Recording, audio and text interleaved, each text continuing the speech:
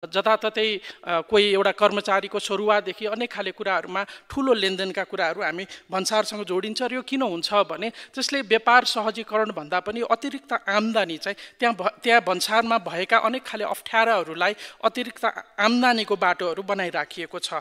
साथसाथै अब न्यून बीजीकरण, अन्डर इन्भोइसिङको कुराहरू छ। कुनै चाडबाड आउँदाखेरि, चुनाव आउँदाखेरि व्यापारीहरूमा निकै ठुलो आतङ्कको अवस्था देखिन्छ। त्यो अर्थमा चाहिँ हामीले यी सुधारहरूका ठुला कुराहरू विधेयकमा, कानुनमा सुधारहरूका कुराहरू गर्दै गर्दाखेरि हाम्रो व्यवहारमा कसरी सुधार गर्ने भन्ने कुरामा हामीले प्राथमिकता दिन सक्यौँ भने मात्रै हाम्रा व्यवसायी साथीहरूले सुधारको अनुभूति गर्न पाउनुहुन्छ होला। त्यसतर्फ म अर्थमन्त्रीजीको विशेष ध्यान आकर्षण गर्न चाहन्छु। धन्यवाद।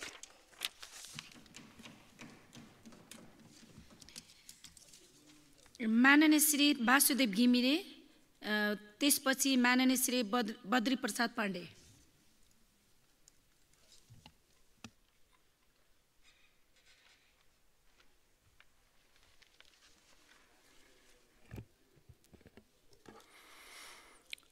सम्मान्य सभामुख महोदय, भन्सार प्रक्रियालाई व्यवस्थित, पारदर्शी, उत्तरदायित्व बनाई अन्तर्राष्ट्रिय व्यापारलाई सहज तथा सुरक्षित बनाउन र महसुल सङ्कलनमा दक्षता एवं प्रभावकारिता अभिवृद्धि गर्न भन्सार सम्बन्धी कानुनलाई संशोधन र एकीकरण गर्न बनेको विधेयक संसदमा दर्ता भएको छ।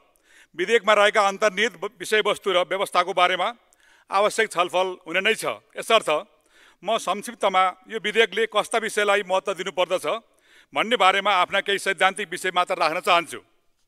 सभामुख महोदय, स्वाधीन अर्थतन्त्र निर्माणको लागि भन्सारलाई राजस्व केन्द्रित भन्दा पनि व्यापार सहजीकरण र सामाजिक सुरक्षा केन्द्रित बनाएर जाने नीतिलाई प्राथमिकता दिनुपर्दछ। सभामुख महोदय, चालु आर्थिक वर्षको पहिलो 6 महिनामा 1 खरब 88 अरब भन्सार महसुल सङ्कलन भएकोमा सबैभन्दा बढी महसुल पेट्रोलियम पदार्थबाट सङ्कलन भएको छ। 6 महिनामा डिजल आयातबाट 25 अरब 28 करोड र पेट्रोलबाट 19 अरब 44 करोड, ग्यासबाट 4 अरब 75 करोड भन्सार राजस्व सङ्कलन भएको छ।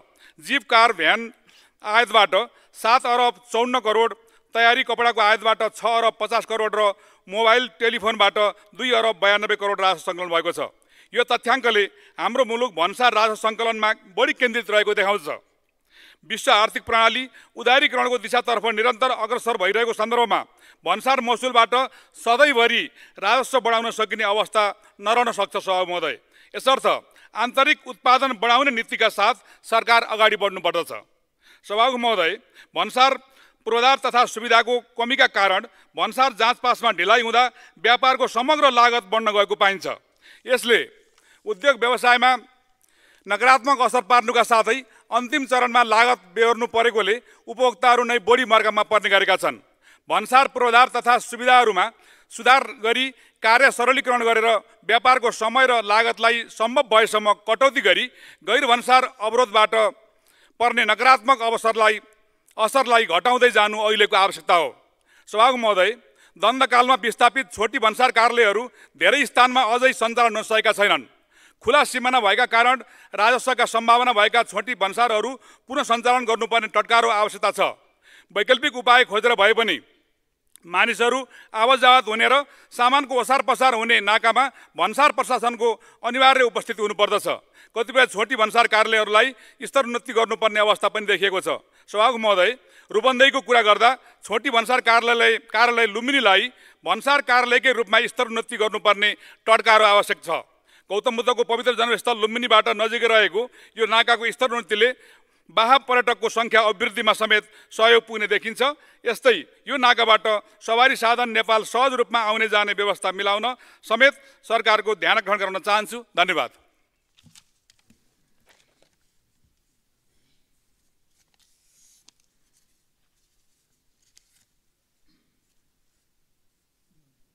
माननीय श्री बद्री प्रसाद पाण्डे, त्यसपछि माननीय श्री मनिष झा।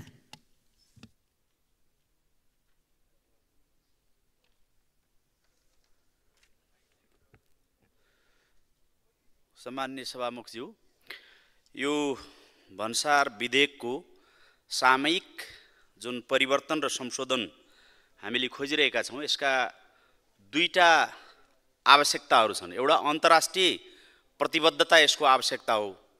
अर्को राष्ट्रिय आवश्यकता पनि यसको अर्को आवश्यकता हो।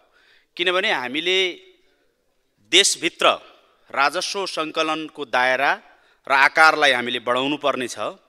त्यसका निम्ति एउटा मुख्य माध्यमको रूपमा रहेको भन्सारलाई व्यवस्थित गर्नुपर्नेछ, पारदर्शी गर्नुपर्नेछ। राजस्व सङ्कलन, भन्सार सङ्कलनलाई हामीले अभिवृद्धि गर्नुपर्नेछ। तर यसमा थुप्रै चुनौतीहरू देखिएका छन्। विशेष गरी भन्सार छलीका लागि जति पनि अहिले सेटिङ लगायतका अनगिन्ती बदनियतहरू छन्, ती बदनियतहरूको अन्त गर्न पनि हाम्रो विजडमले, हाम्रो ज्ञानले, हाम्रो विवेकले काम गरेन भने कानुनले नै निर्देशित गर्नुपर्ने हुन्छ। त्यो दिशामा हामीले यो ऐनलाई अन्तिम रूप दिँदै गर्दा, यो ऐनलाई सुदृढ बनाउँदै गर्दा ध्यान जान जरुरी देख्छु मैले। विशेष गरी यो जुन अन्तर्राष्ट्रिय प्रतिबद्धता छ, अन्तर्राष्ट्रिय प्रतिबद्धता अनुसार जुन संशोधित क्योटो महासन्धि र विश्व व्यापार सङ्गठनको व्यापार सहजीकरण सम्झौता छ, यसलाई कार्यान्वयन गर्ने प्रतिबद्धताले, कानुनी प्रबन्धले हाम्रो अन्तर्राष्ट्रिय स्तरमा एउटा छवि निर्माण गर्छ। पक्ष राष्ट्रको हिसाबले नेपाललाई एउटा प्रभावकारी र निष्ठापूर्ण व्यापारिक साझेदारका रूपमा अन्तर्राष्ट्रिय व्यापारको मञ्चमा, अन्तर्राष्ट्रिय व्यापारको क्षेत्रमा नेपालको छवि उज्यालो हुन्छ, नेपालका प्रतिको विश्वास बढ्छ। यो भन्सारको कुरा गर्न साथै यो राष्ट्रिय कुरा मात्र होइन, हामी सबै जान्दछौँ। यो अन्तर्राष्ट्रिय कुरा हो, यो देशहरूका बीचमा हुने व्यापार हो, निकासी हो, पैठारी हो। त्यसैले त्यो दिशामा हामीले दुईटै कुरालाई सँगसँगै सम्बोधन गर्ने गरी यो विधेयकलाई समृद्ध बनाउनु पर्नेछ। विशेष गरी हामीले अन्तर्राष्ट्रिय व्यापारको कुरा गर्दा स्वदेशी उद्योगको संरक्षण र प्रवर्धन गर्ने विषय हाम्रा लागि यतिखेर निकै चुनौती र आवश्यकताको विषय हो। त्यो विषयलाई हामीले हाम्रा व्यवस्थाहरूमा, हाम्रा कानुनी प्रबन्धहरूमा समाविष्ट गर्ने गरी यो विधेयकलाई समृद्ध बनाउनु पर्छ। विशेष गरी भन्सार प्रक्रियालाई सरल बनाउनु पर्ने, यसलाई प्रभावकारी बनाउनु पर्ने, प्रविधि मैत्री बनाउनु पर्नेछ। प्रविधि मैत्री बनाउने कुराले अहिले जुन खालको कर भन्सार छलीको समस्या देखिएको छ, त्यो समस्यालाई हल गर्ने गरी त्यसलाई पारदर्शी गर्ने, सुशासन भन्सार सङ्कलनका सन्दर्भमा पनि स्थापित गर्ने दिशामा अगाडि बढ्नुपर्नेछ। यो विधेयकलाई हामीले अन्तिम रूप दिँदै गर्दा यसका संशोधनका प्रक्रियाबाट यसलाई समृद्ध बनाउने, दफावार छलफलका माध्यमबाट यसलाई व्यवस्थित गर्ने दिशामा अगाडि बढ्नु अहिलेको आवश्यकता हो। यतिमै आफ्नो भनाइ टुङ्ग्याउँछु। धन्यवाद। जय नेपाल। माननीय श्री मनिष झा, त्यसपछि माननीय श्री दामोदर पौडेल बैरागी।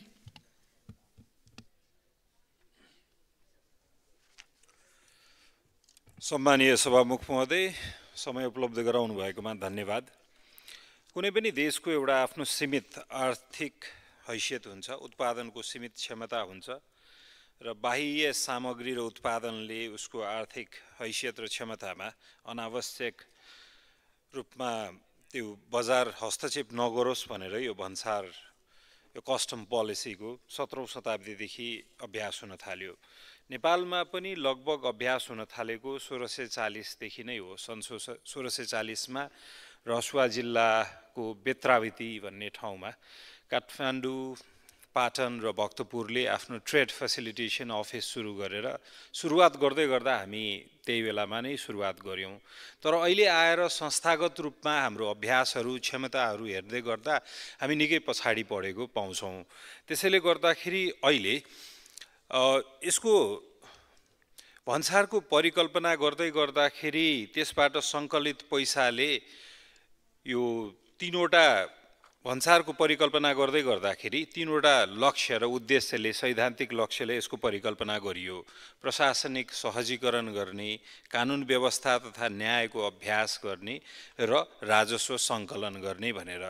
राजस्व सङ्कलन गर्दै गर्दा धेरै जस्तो देशले त्यसको त्यहाँबाट सङ्कलित राजस्वले भौतिक संरचनामा लगानी गर्ने भनेर त्यस्तो अभ्यासहरू गर्यो। त्यसैले गर्दा सैद्धान्तिक रूपमा केही कुराहरू अझै पनि हामीले सुरुवात गर्दै गर्दा विश्वको धेरैवटा देश सँगसँगै हामीले सुरुवात गऱ्यौँ।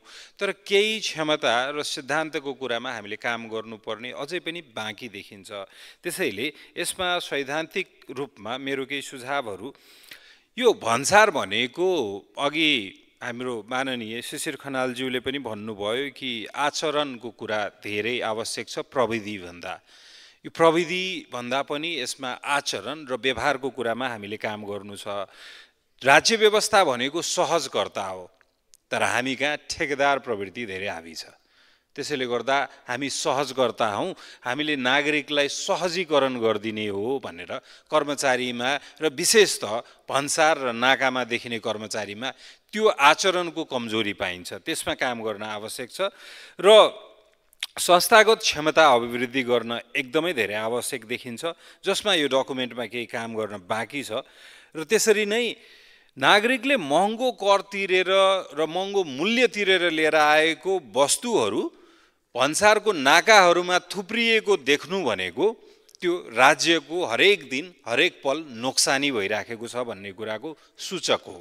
तर हाम्रो भन्सारहरूमा धेरै धेरै सामग्रीहरू हामीले थन्किएर बसेको र कयौँ सामग्री त त्यहीँ गलेर गएको र यहाँ हामी त्रिभुवन अन्तर्राष्ट्रिय विमानस्थलको भन्सारमा पनि भूकम्पताका आएका केही सामग्रीहरू अहिलेसम्म पनि कुहिएर बस्यो भनेर देख्छौँ नि। त्यो संस्थाको क्षमतामा उठाउने प्रश्न हो र त्यसमा इमान्दारितामा उठाउने प्रश्न हो। बजारमा त्यो सामानहरू आएपछि त्यसले पक्कै पनि राज्यलाई आम्दानी दिन्छ, समाज बलियो हुन्छ। त्यसैले त्यसमा हामीले काम गर्न आवश्यक छ। र यसरी नै हामीले व्यापारीहरूले यहाँ उत्पादन गरेको वस्तु तथा सेवालाई संरक्षण गर्नलाई काम गर्दैछौँ भने उनीहरूले लिएर आएको सामग्री र त्यसको मूल्यलाई पनि हामीले रेस्पेक्ट गरिदिन आवश्यक छ। यसमा ध्यान दियोस्। धन्यवाद।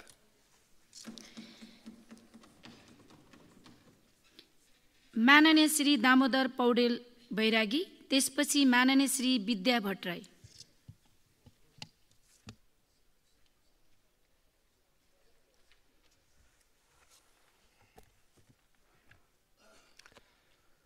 सम्मान्य सभामुख महोदय, अहिले हामी भन्सार सम्बन्धी कानुनलाई संशोधन र एकीकृत गर्न बनेको विधेयकमाथि छलफल सैद्धान्तिक छलफल गरिरहेका छौँ। यो अलि पहिल्यै आउनुपर्ने विधेयक ढिलो गरेर आएको छ। हाम्रो यो कुरालाई हामीले सुधार्नुपर्छ। हामी अन्तर्राष्ट्रिय मञ्चमा जे कमिटमेन्ट गर्छौँ त्यसलाई समयमै हामीले आफ्नो ठाउँबाट पनि लागू गर्ने, कार्यान्वयन गर्ने कुरामा ध्यान दिन जरुरी छ। यसको उद्देश्य हेर्दाखेरि अक्षरमा पढ्दाखेरि साह्रै राम्रा उद्देश्यहरू छन्, तर यो भन्सार अहिले हाम्रो देशमा बदनाम भइरहेको छ। त्यो बदनामीलाई सुधार्न जरुरी छ। भन्सार भन्ने बित्तिकै त्यहाँ जान खोजेको मान्छे, त्यहाँ जान खोजेको कर्मचारी, सुरक्षाकर्मी या जोसुकै होस्, त्यो चाहिँ असल छैन भन्ने छविका साथ जानुपर्ने कन्डिसन बनेको छ। त्यसलाई हामीले सुधार्नुपर्छ। त्यसै गरी यो भन्सार कार्यालयहरूलाई हामीले आधुनिक बनाउन जरुरी छ। आधुनिक बनाउन जरुरी छ। त्यसमा चाहिँ हामीले प्रविधि मैत्री पनि बनाउन जरुरी छ र त्यसलाई पारदर्शी पनि बनाउन जरुरी छ। त्यहाँबाट हुने चोरी निकासी, चुहावट जस्ता विषयमा हामीले असाध्यै राम्रोसँग ध्यान दिन जरुरी छ। अवैध व्यापारहरूलाई हामीले रोक्न जरुरी छ। यो कुरा सहित हामीले यो निकासी गर्दाखेरि कच्चा पदार्थ हाम्रा के कच्चा पदार्थहरू हामीले निकासी पैठारी गर्ने हो, यो कुरामा पनि हामीले ध्यान दिन जरुरी छ। तयारी सामग्रीहरू हाम्रा के हुन् त्यसमा पनि हामीले ध्यान दिन जरुरी छ। अहिले हाम्रा धेरै कानुनहरू हामीले बनाउँदा, हामीले चाहिँ कुराकानी गर्दा, छलफल गर्दाखेरि पनि हामी चाहिँ पठाउने कुरा त गरिरहेका छौँ, तर त्यो पठाउने कुराको उत्पादन कसरी गर्छौँ, हामीले हाम्रो उत्पादन क्षमता के हो, यो विषयमा कम ध्यान दिएको देखिन्छ। अहिले जता हेर्दाखेरि पनि हाम्रो उत्पादनहरू कम हुँदै गएको, हामी परनिर्भर हुँदै गइरहेको हामीले देखिरहेका छौँ। त्यसैले यसलाई रोक्न जरुरी छ। यो हिसाबले हेर्दाखेरि यो प्रत्यार्जित अधिकारहरू हेर्दाखेरि पनि यो व्यक्ति केन्द्रित देखिन्छ। भन्सारको हाकिमले केही नियमहरू बनाउन पाउँछ, चिजबिजहरू चुन्न पाउँछ, के पठाउने के नपठाउने एउटा हाकिमको हातमा हुन्छ। त्यहाँ एउटा टिम भयो भने त्यसले चाहिँ अझ सजिलो हुन्थ्यो। महानिर्देशकको हातमा चाहिँ केही हुन्छ। सरकारले नियमावली बनाउँछ, त्यो नियमावली बनाउँदाखेरि ती मान्छेहरूको अनुकूल हुने गरी बनाउने गरी गएको हाम्रो अभ्यास देखिन्छ। त्यसैले यो प्रत्यार्जित अधिकार हामीले प्रत्यार्जन गर्दाखेरि पनि नगरी नहुने प्रत्यार्जन के हो त्यो विषयमा पनि हामीले ध्यान दिन जरुरी छ। हरेक कुरालाई प्रत्यार्जन गरेर जाँदाखेरि पनि हामी चाहिँ कमजोर भएको जस्तो देखिन्छ। अझै पनि हेर्दाखेरि यसमा हामीले धेरै छलफल गर्न जरुरी छ। यो अब अर्को कुरा हामीले यो भन्सारका सन्दर्भमा नयाँ सम्भावित भन्सारहरू खोल्दैछन्, ती खुल्ने भन्सारहरूका बारेमा पनि हामीले अग्रिम तयारी के गर्दैछौँ त, के हुन्छ त्यसमा, हामीले त्यसको बारेमा हामी के गर्छौँ, यो विषयमा पनि तपाईँको चाहिँ नि यसमा अलिक बढी चाहिँ ध्यान दिएको देखिँदैन। र पनि अब हामी यसमा छलफलमा गएका छौँ, भोलि दफावार छलफल हुँदाखेरि हामी यो विषयमा चाहिँ अगाडि जाने नै छौँ। त्यो भएको हुनाले यो भन्सारमा रहने व्यक्तिहरूलाई इमान्दार बनाउनका लागि पनि हामीले अलिक बढी पहल गर्नुपर्नेछ। यसका लागि हामीले यो कानुनलाई राम्रो बनाउने र यो कानुनलाई व्यवहारमा उतार्नका लागि कानुन बनाउने गरी हामी जानुपर्नेछ। त्यसका लागि चाहिँ हामी सबैले ध्यान दिउँ भन्ने कुरा सहित आफ्नो भनाइ टुङ्गाउँछु। धन्यवाद। माननीय श्री विद्या भट्टराई, त्यसपछि माननीय श्री कान्तिका सेजुवाल।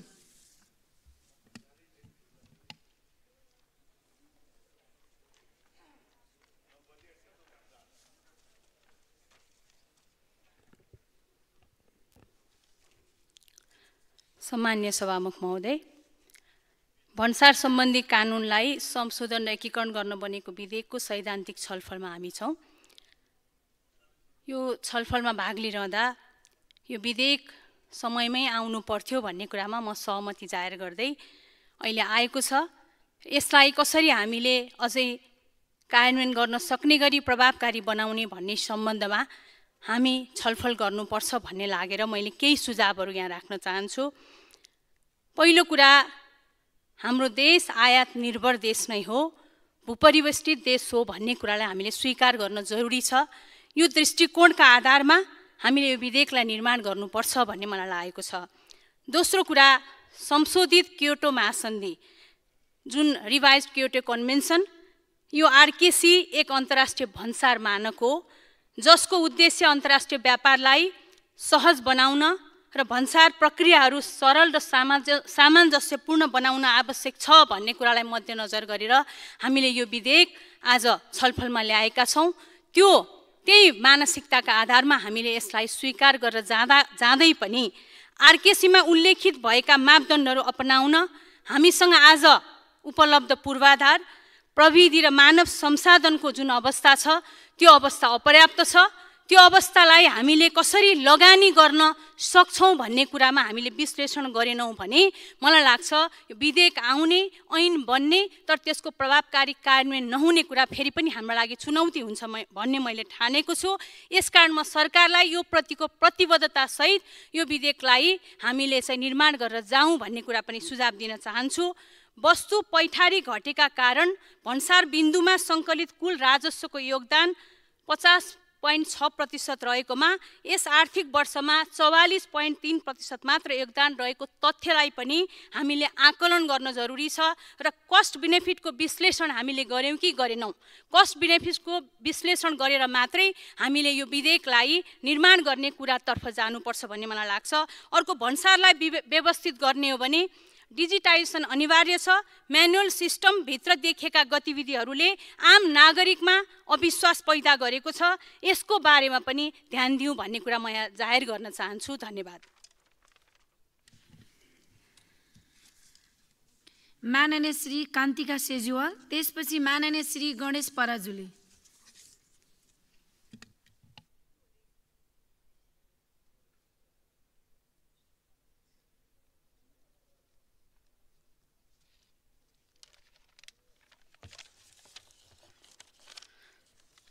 सम्माननीय सभामुख महोदय, भन्सार सम्बन्धी कानुनलाई संशोधन र एकीकरण गर्न बनेको विधेयकमाथि आज हामी सैद्धान्तिक छलफलमा छौँ र मेरा केही विचारहरू र केही सुझावहरू यहाँ राख्न चाहन्छु।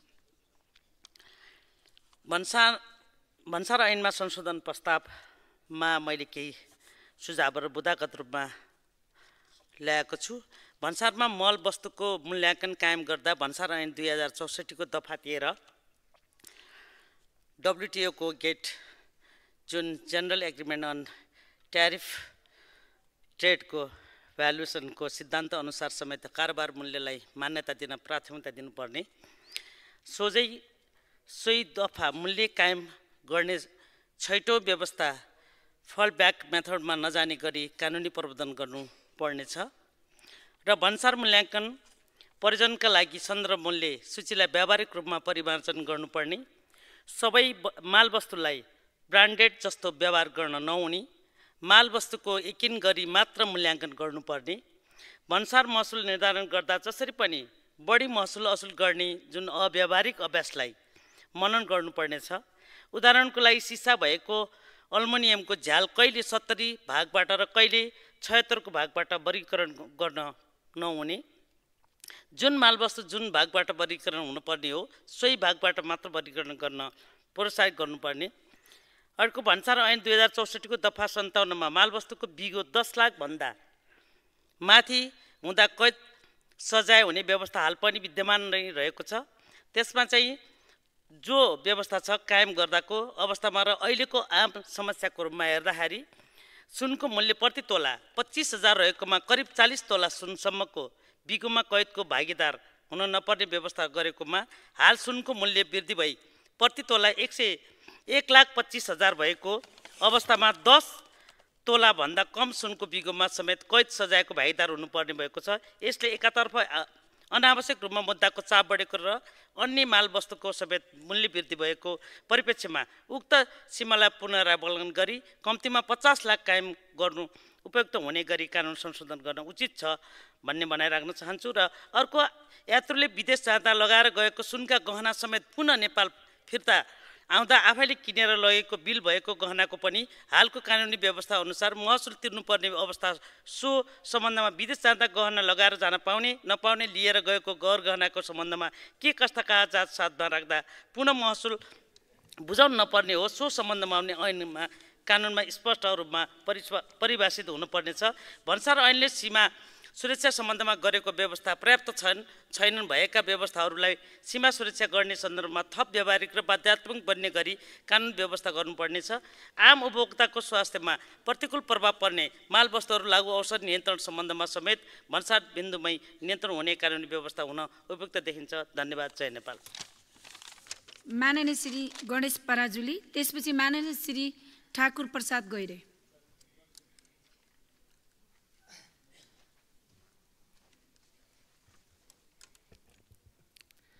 सम्माननीय सभामुख महोदय, विश्व व्यापार सङ्गठनको पक्ष राष्ट्र, विश्व व्यापार सहजीकरण सम्झौताको पक्षधर तथा भन्सारका प्रक्रियाहरूको सरलीकरण र समावेशीकरण सम्बन्धी महासन्धि रिभाइज क्योटो कन्भेन्सन सम्झौतामा हस्ताक्षरकर्ता भएको हुँदा सो अनुरूप कानुनमा व्यवस्था गरी कार्यान्वयन गर्न, सँगसँगै स्वदेशी उद्योग संरक्षण, निकासी प्रवर्धन र वैदेशिक लगानीलाई आकर्षित हुने गरी भन्सार प्रक्रियालाई प्रभावकारी र प्रविधि मैत्री बनाएर व्यापार सहजीकरण र अवैध व्यापारलाई रोक्ने उद्देश्य अनुरूप, नियन्त्रण गर्ने उद्देश्य अनुरूप यो विधेयक ल्याइएको भन्ने कुरा यसको उद्देश्य र प्रस्तावना र प्रश्न पारिएको छ। र आज यही विधेयकको सैद्धान्तिक पाटोमा विशेष गरी भन्सार सम्बन्धी कानुनलाई संशोधन र एकीकरण गर्न बनेको विधेयकको सैद्धान्तिक पाटोमा छलफल गर्ने गरी समय उपलब्ध गराउनु भएकोमा सम्माननीय सभामुखज्यूलाई धन्यवाद दिँदै विशेष गरी म केही डाटा प्रस्तुत गर्न चाहन्छु। आजकै मात्र हाम्रो देश यतिखेर हाम्रो देशको समग्र अर्थतन्त्र नै आयातमुखी अर्थतन्त्र भएको अवस्थामा र हिजोसम्मको यो एउटा डाटा मैले प्राप्त गरेको छु र हिजोसम्मको टोटल आयात हेर्दै गर्दाखेरि 10 खर्ब 30 अर्ब आयात हुँदै गर्दाखेरि जम्माजम्मी हामीले 1 खर्ब मात्र निर्यात गर्न सकेका छौँ।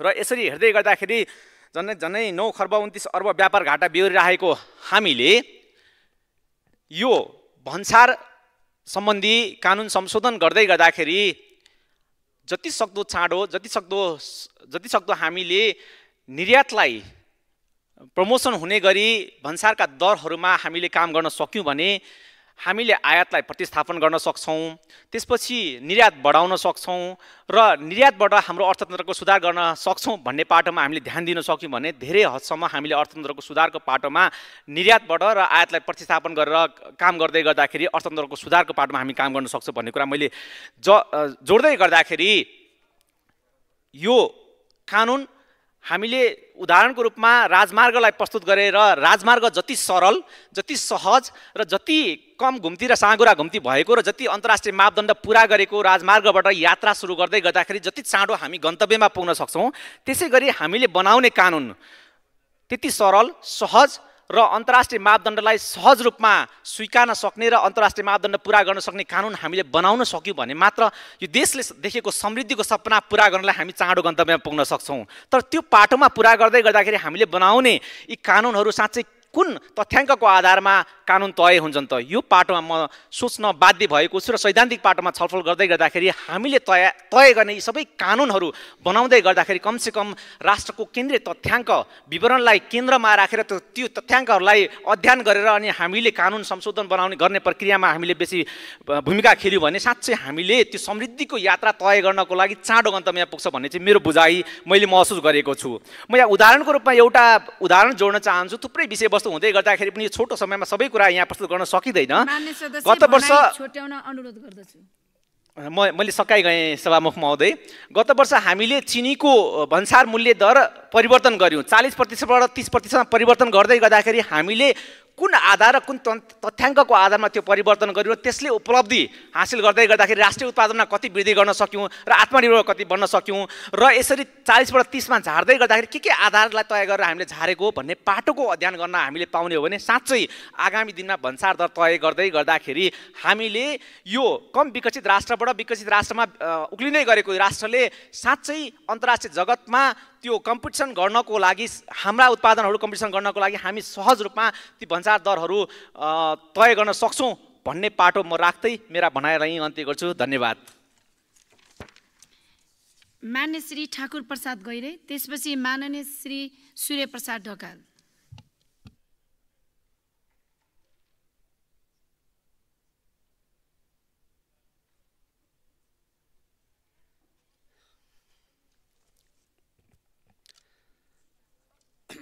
सम्मान्य सभामुख महोदय,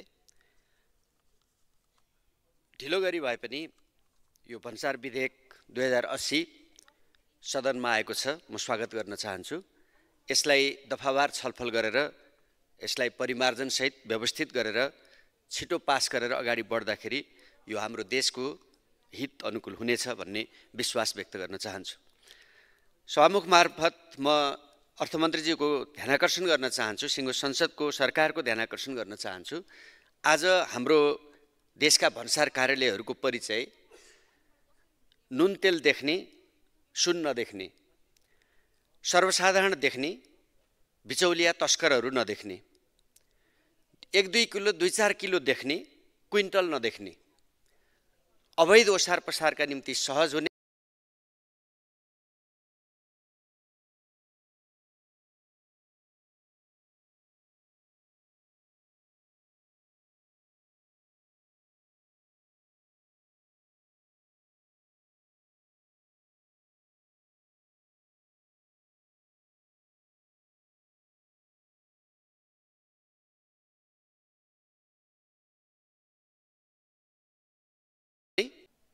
धेरै दुःख भोग्नु परेको र त्यसको दिगो समाधान हुनुपर्ने आवश्यकतातर्फ म ध्यानाकर्षण गर्न चाहन्छु।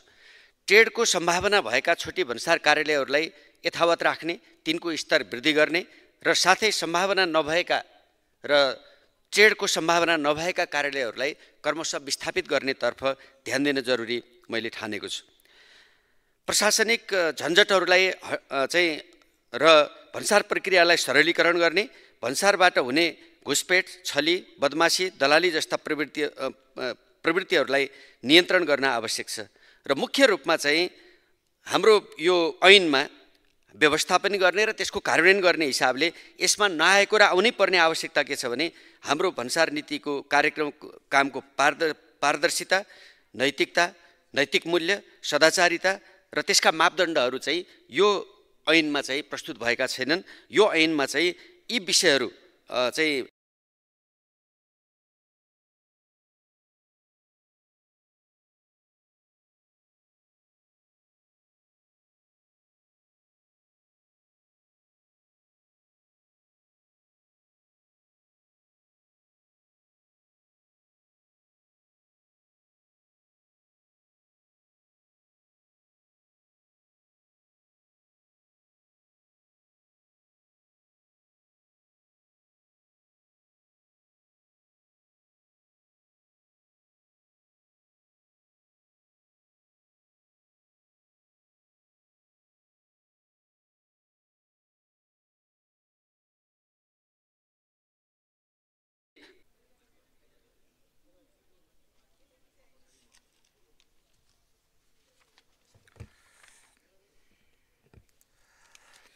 सम्माननीय सभामुख महोदय, भन्सार विधेयक 2080 माथि सैद्धान्तिक छलफल गर्न गइरहेका छौँ।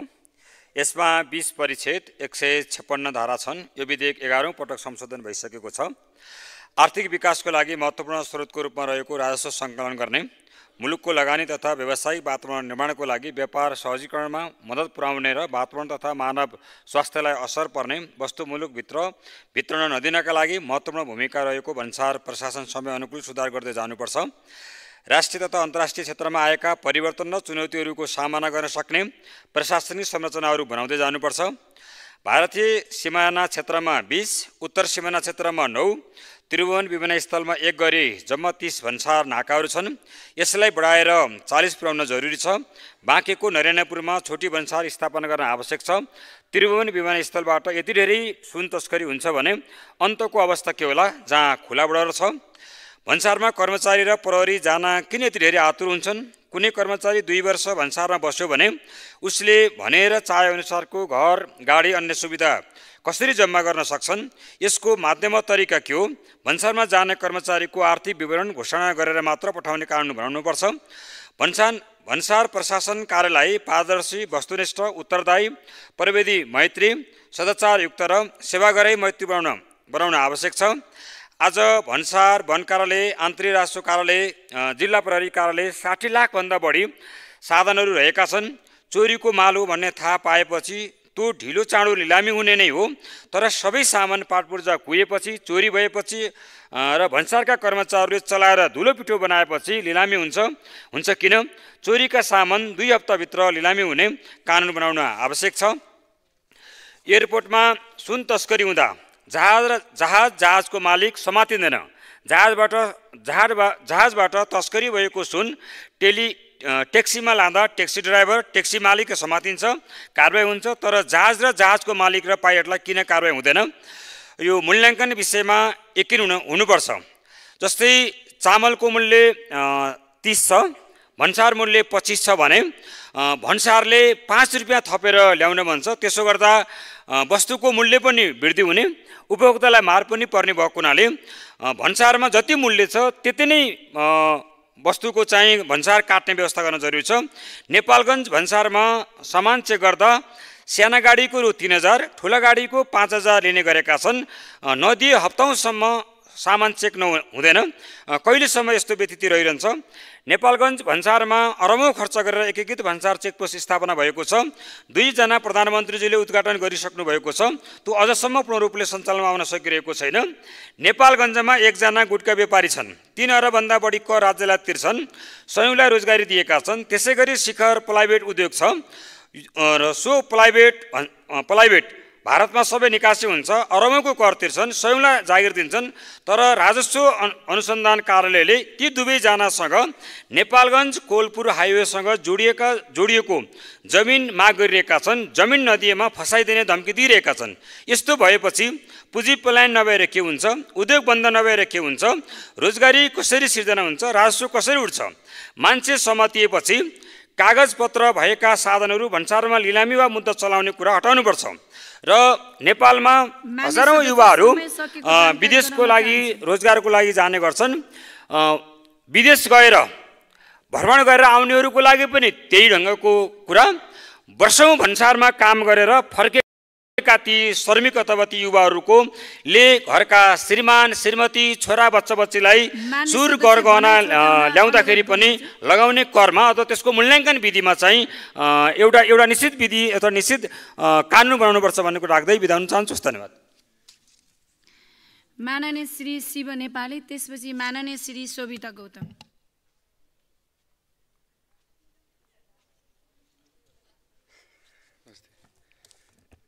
सम्माननीय सभामुख महोदय, भन्सार प्रशासन सबल र सहजीकरण भयो भने अति नै राम्रो हुन्छ राष्ट्रको लागि। अर्थमन्त्रीज्यूको विशेष ध्यान आकर्षण गराउन चाहन्छु।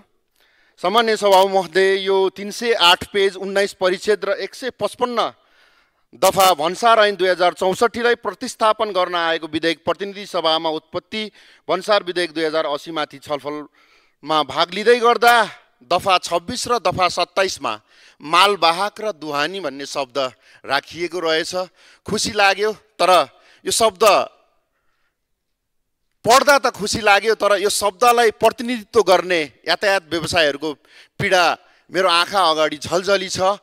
तैपनि यो गरिमामय सदनमा यातायात व्यवसायीको पीडा धेरै नै जोडिएको छ। अर्थमन्त्रीज्यूको म विशेष ध्यान आकर्षण गराउन चाहन्छु। आफ्नै परिवारसँग बसेर मिठो मसिनो खाउँ र विदेशभन्दा स्वदेशमा नै केही लगानी गरौँ र स्वदेशमा नै देशमा नै केही गरौँ भन्ने हेतुले यो यातायात व्यवसायमा धेरै लगानीकर्ताहरूको लगानी रहेको छ हाम्रो देशमा। नेपाल सरकारको अर्थसँग धेरै नै जोडिएको छ, तर सरकार चल्नको लागि यी व्यवसायीहरूले धेरै नै महत्त्वपूर्ण भूमिका खेलेका छन्, तर सरकारले यी व्यवसायीको लागि अहिलेसम्म कुनै पनि सबल र सहजीकरण गरेको जस्तो मलाई लाग्दैन, किनभने सरकारको अर्थ सङ्कलनमा धेरै नै ठुलो महत्त्वपूर्ण भूमिका खेलेको छ। हामीले सामाजिक सञ्जालमा पनि देखेका छौँ, रुँदै एउटा व्यवसायी म त घर न घाटको हुने भएँ, मैले मेरो परिवार कसरी पाल्ने होला भनेर भिडियो सामाजिक सञ्जालमा यतातत्र छ।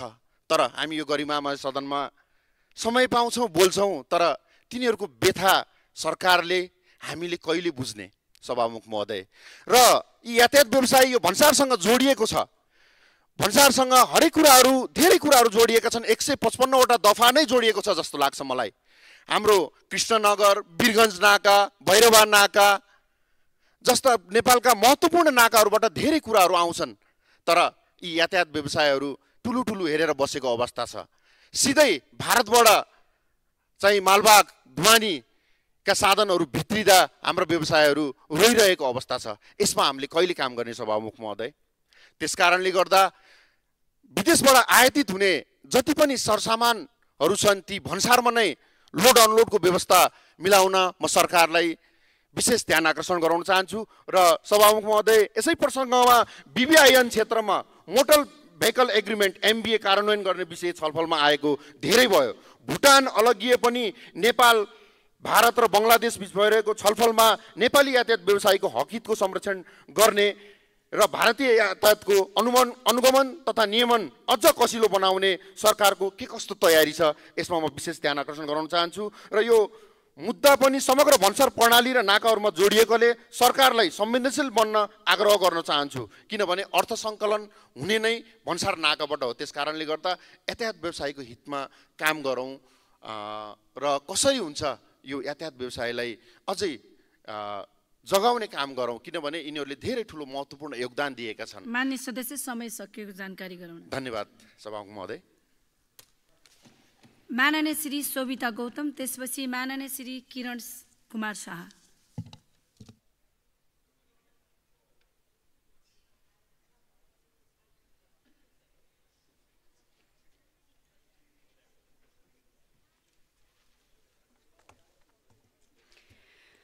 सम्माननीय सभामुख महोदय, नेपालले यो क्योटो कन्भेन्सन र WTO को पक्ष राष्ट्र भएको कारण हाल नेपाल सरकारले रिभाइज्ड क्योटो कन्भेन्सन र WTO general agreement on tariff and trade अनुसार नेपालको यो भन्सार कानुन बीचको ग्याप एनालाइसिस गरेर जुन एउटा प्रतिवेदनको आधारमा विधेयक लिएर आएको भनिएको छ, यो भन्सार सम्बन्धी कानुनलाई चाहिँ समयानुकूल र प्रभावकारी बनाउन एकीकृत गर्न पनि आवश्यकता थियो। त्यसैले पनि यो विधेयक लिएर आइदिनु भएकोमा धन्यवाद व्यक्त गर्न चाहन्छु। एकदमै स्वागतयोग्य विधेयक छ। तर विषयवस्तुमा प्रवेश गर्नु अगाडि सभामुख मार्फत म एउटा विषय मन्त्रीज्यूको ध्यान आकर्षण गराउन चाहन्छु। सभामुख महोदय, यो नेपालले यो कन्भेन्सन र WTO को ग्याटका प्रावधानहरू A, B र C वर्गमा विभाजन गरेर कार्यान्वयनको तालिका समेत WTO लाई दिइसकेको कुरा यो विधेयकको सैद्धान्तिक अवधारणामा उल्लेख गरिएको छ। कम्तीमा यो विधेयक चाहिँ सदनमा पेश गर्दै गर्दा त्यो WTO लाई दिएको कार्यान्वयनको तालिकालाई ग्याप एनालाइसिस रिपोर्ट छ, त्यो रिपोर्ट पनि सांसदलाई दिएको भए चाहिँ हामीले अलिकति इन्फर्मड ओपिनियन बनाउन पाउँथ्यौँ होला, हाम्रो मान्यज्यूहरूबाट अलिकति राम्रो इन्फर्मड ओपिनियन आउन सक्थ्यो होला। त्यसैले अर्को पटकदेखि चाहिँ अलिकति हामीलाई सफ्ट कपी इमेलमा पठाइदिनु भए पनि हुन्छ। यो विषय मैले ध्यान आकर्षण गराउन चाहेँ। सभामुख महोदय, विषयवस्तुमा प्रवेश गर्न चाहन्छु। यस विधेयकको मूल उद्देश्य भनेको चाहिँ व्यापारिक व्यक्तिहरू जो हुनुहुन्छ व्यापारीका व्यवहारिक समस्यालाई समाधान गर्ने किसिमको नै हुनुपर्छ, किनभनेदेखि यो देशको राजस्व सङ्कलनमा व्यापारीको मेजर स्टेक छ, त्यो हामी सबैजनालाई थाहा छ। यो चालु आर्थिक वर्षकै पनि पहिलो 6 महिनामा अर्थ मन्त्रालयको तथ्याङ्कले 21.1% हिस्सा चाहिँ भन्सारको छ भनेर देखाएको छ। अनि यो देशको अर्थतन्त्रमा यति ठुलो चाहिँ योगदान पुर्याउने व्यापारी वर्गको गुनासो चाहिँ जतिसुकै कानुन सम्मत काम गर्दाखेरि पनि भन्सारका नाकाहरूमा सुखै पाइँदैन, जहिले पनि दुःख पाइन्छ भन्ने किसिमको सुनिन्छ। त्यसैले प्रविधिको उच्चतम प्रयोग गरेर भन्सार प्रक्रिया सहज र पारदर्शी बनाउनु पर्यो। भन्सार पारदर्शी भयो भनेदेखि स्वत निजी क्षेत्रको व्यवसाय पनि स्वच्छ र पारदर्शी हुन्छ। जुन हामीले कम्प्लेन देखिरहेका छौँ यो कम्प्लेन अटोमेटिक रूपमा घट्छ। त्यो हामी पारदर्शी हुनु पर्यो, हामी स्वच्छ हुनु पर्यो, यो सम्बोधन गर्ने किसिमको ऐना हुनुपर्छ। त्यस्तै सभामुख महोदय, यो नेपाली भन्सार प्रशासनले सन्दर्भ मूल्य र पूर्व आयातित अभिलेख मूल्यलाई नै आधार मानेर मूल्याङ्कन गर्ने कारणले गर्दाखेरि आयातमा एकदमै धेरै यो अन्डर इन्भोइसिङ र ओभर इन्भोइसिङको जुन समस्या देखिएको छ, यो विधेयकले भन्सार मूल्याङ्कनमा चाहिँ यो WTO ले सुझाएको मेथड हो। अब अलिअलि प्र्याक्टिसमा पनि आउन थालेको जस्तो देखिन्छ। यो ट्रान्जेक्सन भ्यालु मेथडलाई चाहिँ इन्कर्पोरेट गर्नै पर्छ। धेरै मानिसहरूले पनि आज यो सदनबाट राख्नु भएको छ, यो विषयलाई इन्कर्पोरेट गर्नुपर्छ।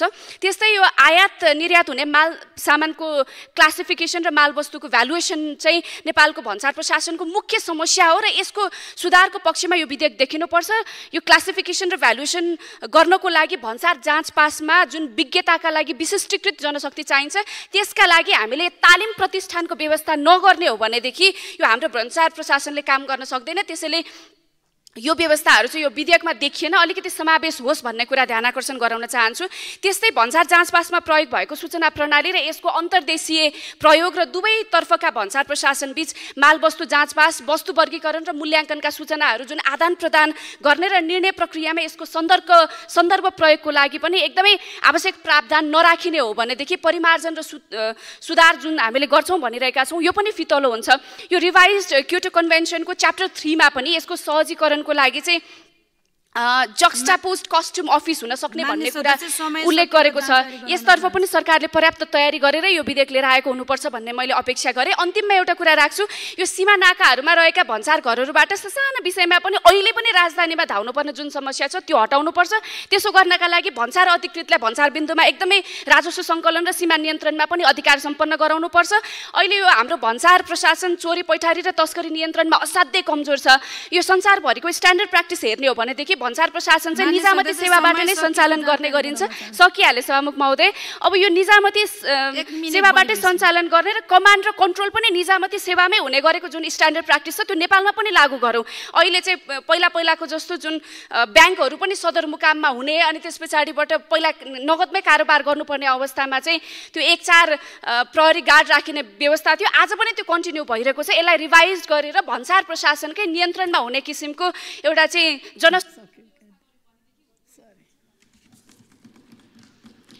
माननीय श्री किरण कुमार शाह, त्यसपछि माननीय श्री प्रतिमा गौतम।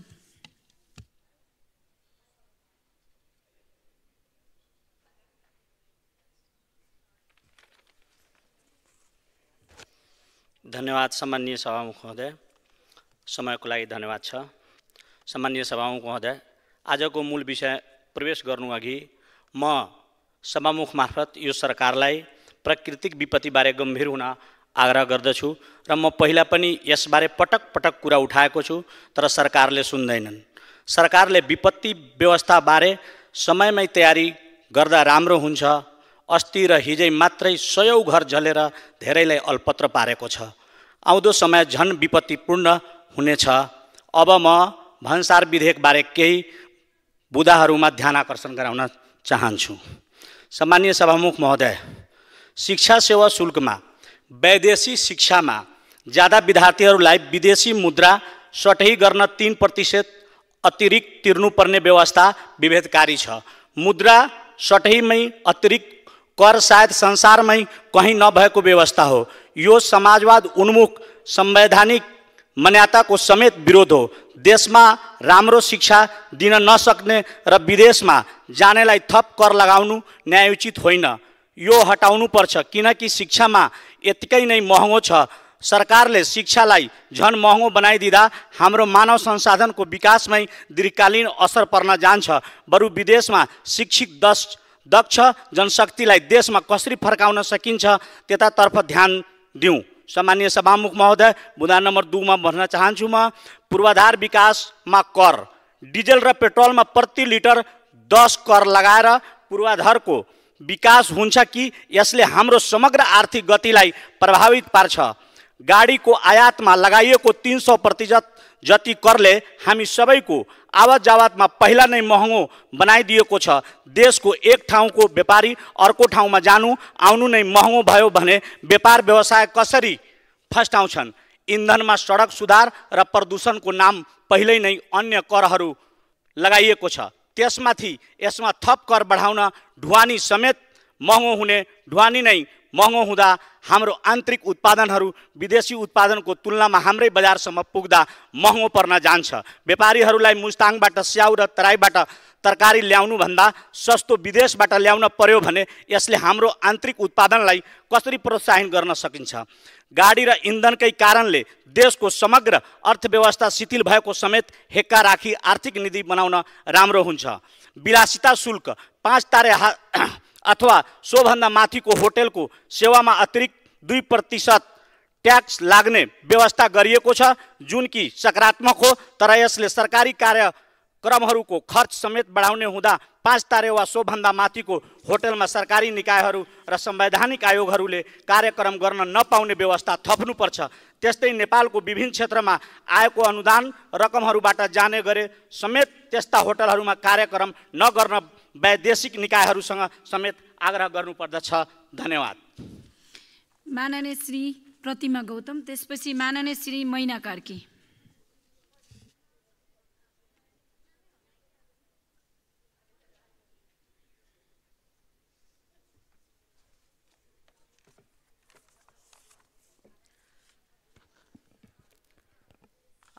सम्मान्य सभामुख महोदय, हामी भन्सार सम्बन्धी कानुनलाई संशोधन र एकीकरण गर्न बनेको विधेयकको सैद्धान्तिक छलफलमा छौँ।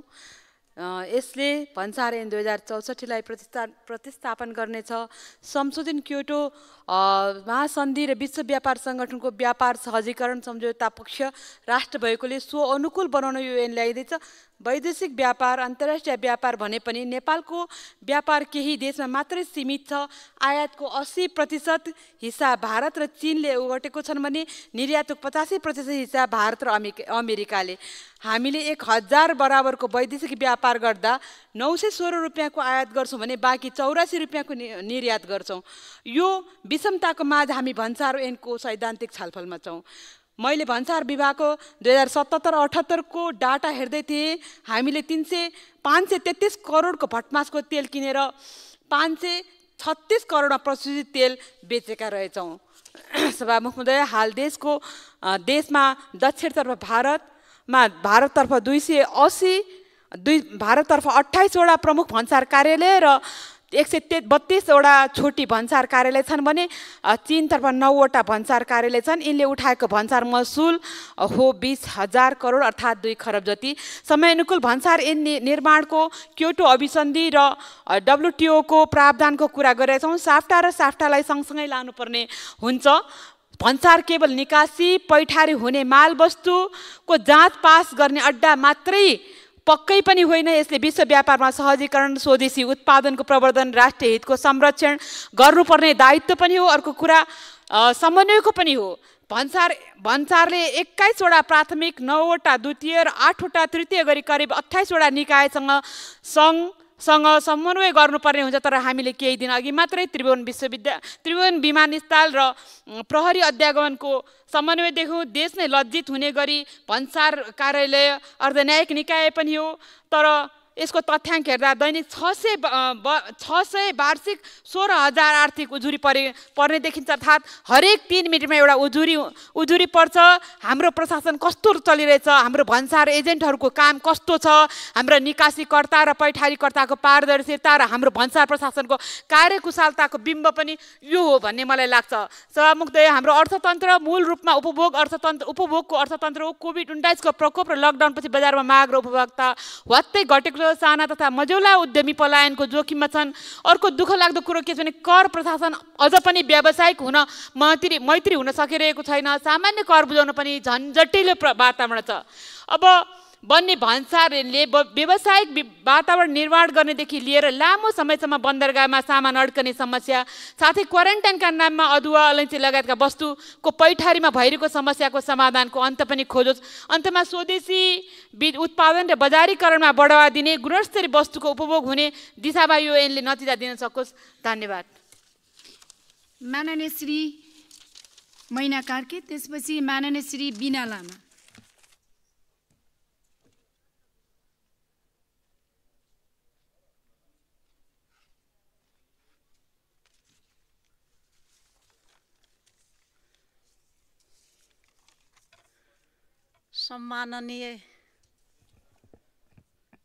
सम्माननीय सभामुख महोदय, समयको लागि धन्यवाद। भन्सार सम्बन्धी कानुनलाई संशोधन र एकीकरण गर्न बनेको विधेयक 2080 म मेरा केही विचार र सुझावहरू राख्न चाहन्छु। संशोधित महासन्धि विश्व व्यापार सङ्गठन व्यापार सहजीकरण सम्झौता परराष्ट्र भइसकेपछि त्यसको कार्यान्वयन गर्न हामीले कानुन त बनाउनु पर्यो। तर यसरी कानुन बनाउँदा हामीले बनाउने कानुन स्वदेशी उद्योगहरूको लागि कसरी संरक्षण हुन सक्छ, उनीहरूको क्षमता विस्तार कसरी हुन सक्छ भन्ने बारे हामीले ध्यान दिन जरुरी छ र सिको गर्न पनि जरुरी छ। देशमा आन्तरिक रूपमा स्वदेश उद्योग धन्दाको विकास नगरिकन नेपालको बाह्य व्यापारी राम्रो हुन सक्दैन भन्ने हामीले कानुन रूपमा निर्यात सहज बनाउने हो भने उत्पादित सामग्री अन्तर्राष्ट्रिय बजारको फाइदा लिन पनि सक्छौँ। यदि हामीले आयातका लागि मात्र सहज बनायौँ भने विदेशी सामग्रीको मारमा नेपाली उत्पादनले प्रतिस्पर्धा गर्न नसकी नेपाली उद्योग विस्थापित हुनेछन् भन्नेतिर पनि हामीले ख्याल गर्न जरुरी छ। साथै भन्सारमा आयात निर्यात गर्न व्यवस्थित पारदर्शी उत्तरदायित्व बनाई सहज तथा सुरक्षित बनाउन संशोधित गर्न जरुरी देखिन्छ।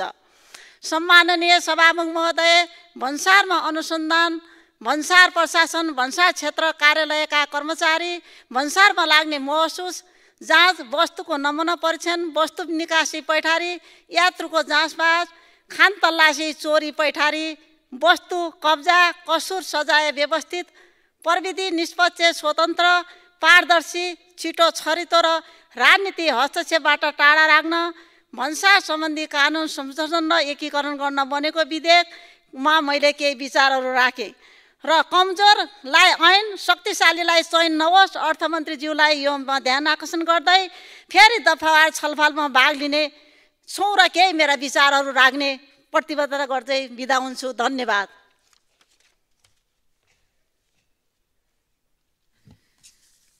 माननीय श्री बिना लामा, त्यसपछि माननीय श्री गङ्गा कार्की।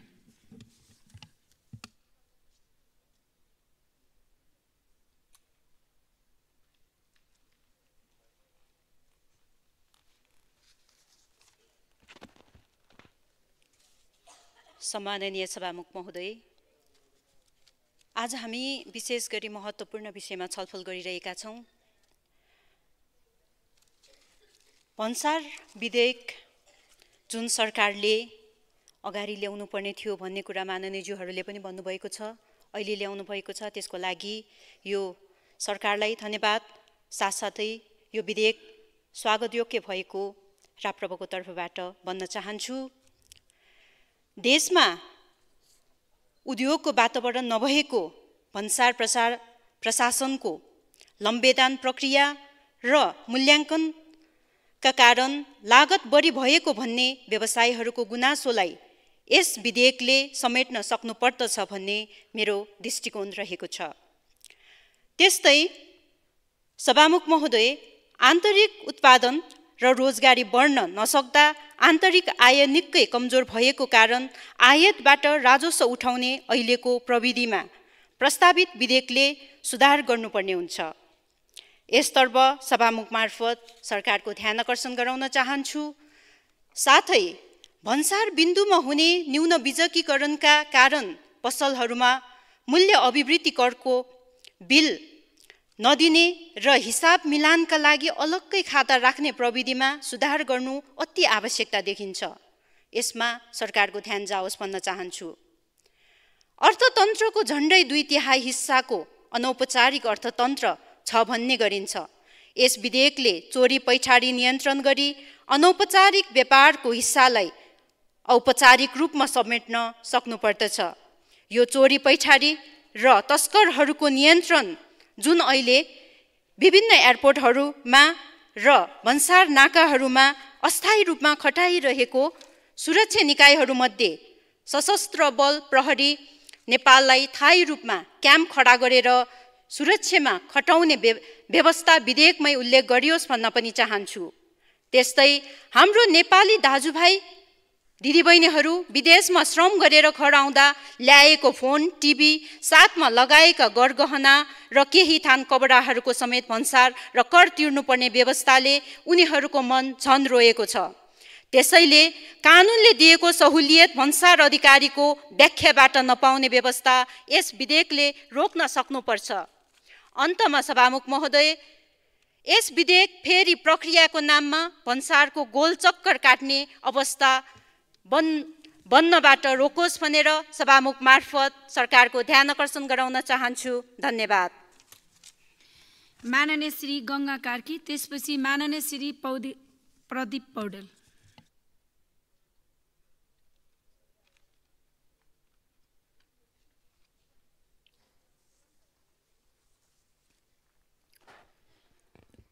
सम्माननीय सभामुख महोदय, भन्सारका बारेमा केही सुझावहरू राख्न चाहन्छु, जसको कारणले भन्सारलाई व्यवस्थित गरेर राजस्व सङ्कलन र वृद्धि गर्नका निम्ति सहयोग मिलोस्। राजस्व न्यायाधिकरण सम्बन्धी कानुन 2031 सालमा बनेको पुरानो भइसकेको छ। न्यायाधिकरणको ऐन र संरचना नयाँ बन्नु पर्यो र सक्रिय गर्नु पर्यो। संस्थागत भन्सार ऐन 2064 मा आएर 65 मा लागू हुन थालेको प्रस्तावनामा सच्याउनु पर्यो। भन्सार विधेयकको 164 वटा दफाहरू नियमावलीमा पठाउने प्रावधान राखिएको छ। यो विधेयक खोक्रो जस्तो हुन पुगेको छ। धेरै दफाहरू विधेयकमा समाहित गर्ने कुरालाई प्राथमिकतामा राख्नु पर्यो। आइपिएस एकीकृत भन्सार पोस्टको बारेमा विधेयकले केही बोलेको छैन, यो पनि त्यहाँ समाहित हुनु पर्यो। एउटा आँकडा बमोजिम भन्सारमा 45 देखि 60% कर छली र चुहावट हुन्छ भनेको छ। उपभोक्ताले भ्याट बिल मागे थप 13% भ्याट तिरेको जोडेर मात्रै भ्याट बिल दिने गर्दछन्। सो बारेमा विधेयक प्रष्ट हुनु पर्यो। भन्सार अधिकृतको नियत र तजबिजको अधिकार के आधारमा मापन गर्ने, यो नै भन्सारमा बदमासी गर्ने सबैभन्दा ठुलो लुप होल भन्ने मलाई लागेको छ। यसलाई बन्द गर्न विधेयकमा सुस्पष्ट व्यवस्था हुनु पर्यो। यो विधेयकले डिजीलाई सुपर पावर दिएको छ, त्यसलाई सच्याउनु पर्यो। पहिले कृषि सामग्रीमा 0% कर लगाइएको थियो।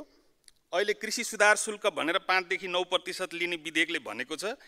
निर्यात गर्ने कृषि कर हटाइनु पर्यो। व्यक्तिगत लगेजको बारेमा यो विधेयकमा प्रष्ट छैन। वैदेशिक रोजगारबाट फर्केका लगेजले तोकिएको सामान ल्याउने, सामान स्क्यान गरिसकेपछि बिना झन्झट ल्याउन पाउने व्यवस्था विधेयकमा गर्नु पर्यो। भन्सार ऐन चेन्ज हुँदा भएको मिति अगाडिको कर लाग्ने वा पछाडिको कर लाग्ने भन्ने कुरा अधिकृतको तजबिजमा छोड्नु, यो कुरा ऐनमा सुस्पष्ट हुनु पर्यो।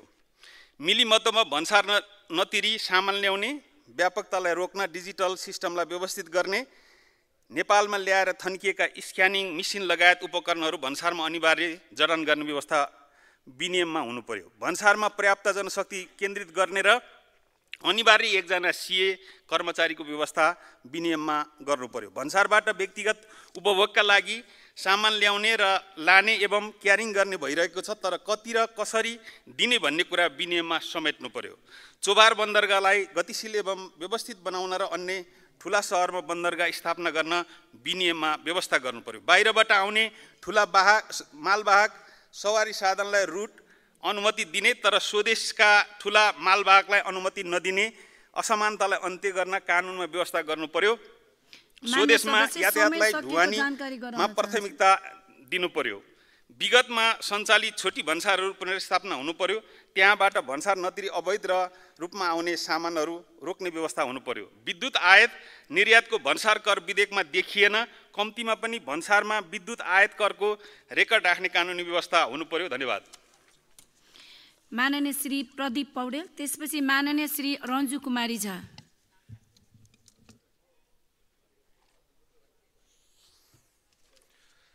सम्माननीय सभामुख महोदय, हामी भन्सार विधेयक 2080 को सैद्धान्तिक छलफलमा छौँ। खास गरी माननीय अर्थमन्त्रीज्यूलाई म ध्यान आकर्षण गर्न चाहन्छु। आज भन्सार सम्बन्धी आम मानिसहरूको टिप्पणी के छ? भन्सार मात्र होइन, यो भ्रष्टाचारको संसार पनि हो। यहाँ पारदर्शी व्यवहार हुँदैन, एकदमै धेरै चुहावट र अनियमितता हुन्छ। यहाँ पहुँचले काम गर्छ, पद्धति र प्रविधिले काम गर्दैन। त्यसैले अर्थमन्त्रीज्यू नै म देख्दिनँ। मेरो आग्रह के हो भने अहिलेको विद्यमान व्यवस्थामा अपुग के हो, संशोधन र सुधार गर्नुपर्ने कुरा के हो? किन हाम्रो लक्ष्य अनुसारको राजस्व 60% पनि उठ्दैन? राजस्व उठाउनुपर्छ भनेर मनपरी भन्सार लगाउनु पर्छ भन्ने मेरो भनाइ होइन, तर चुहावट रोक्न सकियो भने लक्ष्य अनुसारको राजस्व उठ्ने प्रक्रियामा सहयोग पुग्न सक्छ। त्यसकारण आजका समस्याहरू के हुन्, त्यसलाई कसरी हल गर्न सकिन्छ भन्ने ढङ्गबाट नयाँ कानुन बनाउने प्रक्रियालाई हामीले अगाडि बढाउनु पर्यो। खास गरी हामीले नेपालमा लागू गरेको प्रक्रिया के हो त? राष्ट्रिय एकद्वार प्रणाली र यो automated system for custom data भन्छ यसलाई, आसी कुडा। यो दुईटा प्रविधिको संयोजनबाट, प्रणालीको संयोजनबाट हाम्रो भन्सार चलिरहेको छ। अब यसमा के देखिन्छ भने भन्सारलाई आवश्यक पर्ने कानुनी अरू विषय डिजिटल्ली त्यहाँ प्राप्त हुन्छ, सैद्धान्तिक विषयहरू। तर व्यक्तिले भन्सार प्रक्रियासँग जोडिएर गर्नुपर्ने कुनै काम चाहिँ डिजिटल्ली हुँदैन, म्यानुअल्ली हुने गरेको छ। त्यसैले मेरो विचारमा यो स्वचालित प्रणाली कार्यान्वयन भएको छ भनेर भनिएको छ, व्यवहारमा त्यहाँ पेपरलेस छैन। त्यसैले सबभन्दा बढी पारदर्शिता कहाँ चाहिन्छ? जहाँ आर्थिक व्यवहार हुन्छ। घरमा पनि आर्थिक रूपमा पारदर्शिता देखाएन भने त्यो अभिभावकले नेतृत्व गर्न सक्दैन। त्यसैले राज्यमा पनि पारदर्शिता कहाँ चाहिन्छ भन्दा भन्सारमा चाहिन्छ, आर्थिक व्यवहार जहाँ हुन्छ त्यहाँ चाहिन्छ। त्यसैले पारदर्शिता कायम गर्नका निम्ति भन्सारलाई पहिला डिजिटलाइजेसन गर्नु पर्यो, प्रविधिकरण गर्नु पर्यो। भन्सारलाई पेपरलेस बनाउनु पर्यो, कन्ट्याक्टलेस बनाउनु पर्यो। कसैले फोन गरेर भन्सार धेरै हुने, कसैले फोन गरेर भन्सार कम हुने, त्यस्तो हुनु भएन। पेपरलेस, कन्ट्याक्टलेस र फेसलेस भन्सार भयो। पूर्ण रूपमा भन्सारलाई प्रविधिकरण गरियो भने यो आजको बिचौलिया हावी हुने जुन पद्धति छ यो अन्त्य हुन सक्छ। त्यसैले भन्सारलाई प्रविधिकरण गर्ने पर्याप्त व्यवस्था यो विधेयकमा आएको देखिँदैन। यसलाई त्यसअनुसार सच्याउनका निम्ति म आग्रह गर्न चाहन्छु। व्यवस्थित भन्सार प्रशासन भयो, पारदर्शी भन्सार प्रशासन भयो। भन्सार प्रशासनलाई सरलीकरण गरियो भने मात्रै भन्सारबाट चाहिँ राजस्व प्राप्तिको निम्ति सहज वातावरण बन्न सक्छ। र यो विधेयकले नसमेटेको एकदमै सामान्य कुरा के छ भन्दा सरकारले भन्सार बिन्दुमा जाँच पाँचका लागि आउने वस्तुको मिनिमम भ्यालुएसन कायम गर्ने व्यवस्था समेत यहाँ अनिवार्य गरिएको छैन। यसलाई साप्ताहिक रूपमा अपडेट गर्ने व्यवस्था पनि यहाँभित्र गरिनुपर्छ। यो भारत तथा, मैले सकिहालेँ, भारत तथा समुद्र पारका तेस्रो मुलुकबाट आयात गरिने वस्तुमा वास्तविक मूल्यभन्दा अधिक मूल्यमा विकेन्द्रीकरण गरी क्यापिटल फ्लाइट हुने स्थिति अहिले छ। त्यसलाई अन्त्य गर्ने विषय पनि यो विधेयकमा प्रष्ट ढङ्गबाट उल्लेख गरिएको छैन। त्यसैले विधेयकले अहिलेको भन्सार प्रशासनलाई व्यवस्थित गर्छ, पारदर्शी बनाउँछ, सरलीकृत गर्छ भन्ने कतिपय विषयहरू समेटिएको स्थिति छैन। संशोधनमा प्रस्तुत गर्ने कुरा राख्दै बिदा हुन्छु। जय नेपाल। माननीय श्री रन्जु कुमारी झा, त्यसपछि माननीय श्री अब्दुल खान।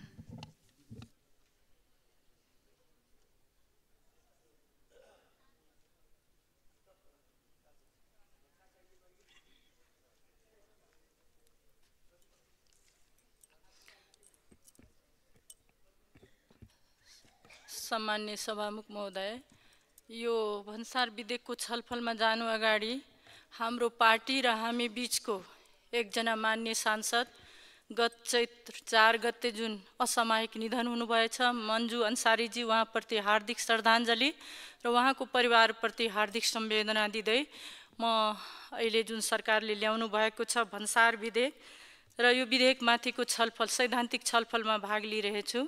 सभामुख महोदय, यो विधेयकको अब यति मोटो किताब छ, धेरै अध्ययन गर्दा गर्दै हामीलाई समय धेरै लाग्ने र यहाँ समय थोरै पाउने भएकोले म पूर्व मान्य सदस्यजीहरूले जुन बोल्नु भएछ त्यसलाई सहमति जनाउँदै म आफ्नो छोटो समयमा केही कुरा राख्न चाहन्छु। सबभन्दा पहिला त मलाई के लाग्छ, भन्सार शब्द हाम्रो प्राय अहिले बोल्ने मान्यहरू महिलाहरू नै देखेँ मैले। भन्सारबाट आर्थिक अनुशासन, आर्थिक सुशासनको कुरा पनि जोडेकोले महिला मान्यहरू बढी यसमा भाग लिनुभएछ। त्यो कुरा पनि मान्य सभामुख मार्फत म अर्थमन्त्रीजीको ध्यान आकर्षण गराउन चाहन्छु, किनभने महिलाहरू प्राय आर्थिक अनुशासित हुन्छ, त्यस कारणले भन्सारसँग जोडेको आर्थिक कुरा पनि रहेछ। अब कुरा म जुन गृह जिल्लाबाट बिलङ गर्छु त्यहाँ सीमासँग जोडेको थुप्रै भन्सारहरू छ। अब भन्सारहरूमा भइरहेको अनियमितता, अघि एउटा मान्यजीले भन्नुभयो म्यानुअलमा हामी अहिले छौँ, डिजिटलमा कसरी जाने, सबभन्दा पहिला डिजिटलतिर जानुपर्छ। अब म्यानुअलको कुराले हुँदैन भन्सार व्यवस्थित। म एकचोटि रानी भन्सार अधिकृतसँग भेटिया कुरा गर्दाखेरि तपाईँको भन्सारबाट यति ठुलो राजस्वको देशमा बढोत्तरी हुन्छ, तर तपाईँहरूको के छ समस्या भन्दाखेरि उहाँले के भन्नुभयो थियो भने सबभन्दा कमजोर हामी कहाँको म्यान पावर, हामीसँग कर्मचारीको एकदम अभाव छ, कर्मचारीको पनि व्यवस्थापन छैन हामीसँग भन्सारमा, त्यो पनि ठुलो गुनासो आएको थियो। त्यस्तै हेर्दाखेरि गाडीको भन्सार कम, गाडीको पार्ट पूर्जाहरूको भन्सार बढी देखिन्छ। त्यस्तै किसानहरू मल ल्याउँदा पनि भन्सार लगाएको देखिन्छन्। भन्सार र राजस्वको बिचमा सहकार्यको अभाव देखिन्छ।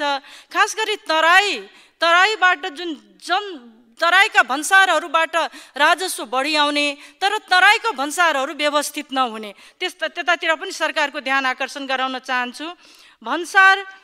भन्सारहरूमा सरकारकै पक्षबाट के भनौँ भने सुरक्षा निकायहरूबाट पनि राजस्व चुहावट भएको हाम्रो गृह जिल्लाबाट मैले अनुभूति पाएको छु। खास गरी यो चाडपर्वको बेलामा यस्तो बढी भएको हामी अनुभव गरेका छौँ। सीमावर्ती जनताहरूलाई सुरक्षित र संरक्षित नभएको अवस्था पनि देखिया छ भन्सारबाट।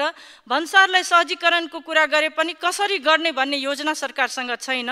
यस विषयमा पनि सरकारको ध्यान आकर्षण होस्। सरल सुलभ र प्रविधि मैत्री कसरी बनाउने त्यतातिर सरकारको ध्यान जाओस्।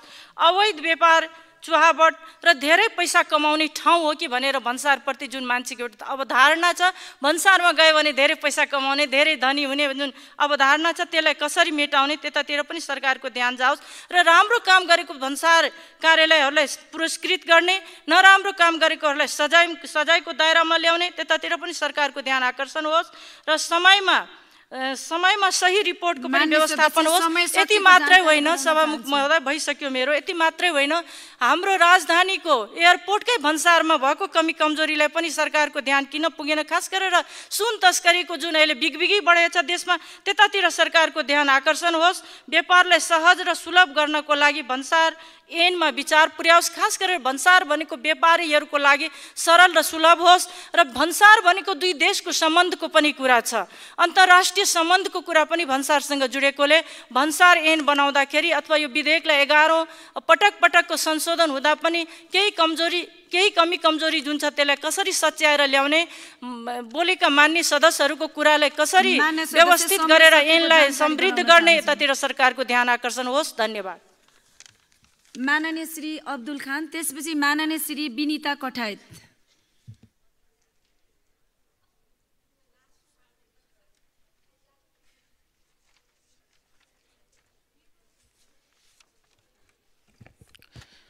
सम्माननीय सभामुख महोदय, माननीय अर्थमन्त्रीज्यूले प्रस्तुत गर्नुभएको भन्सार विधेयक 2080 माथि हामी सामान्य छलफलमा छौँ।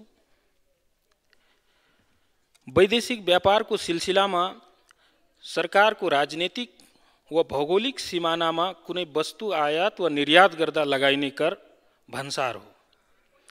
भन्सार तोकिएको बिन्दुमा सङ्कलन गरिन्छ भन्ने यसको परिभाषा गरिएको छ।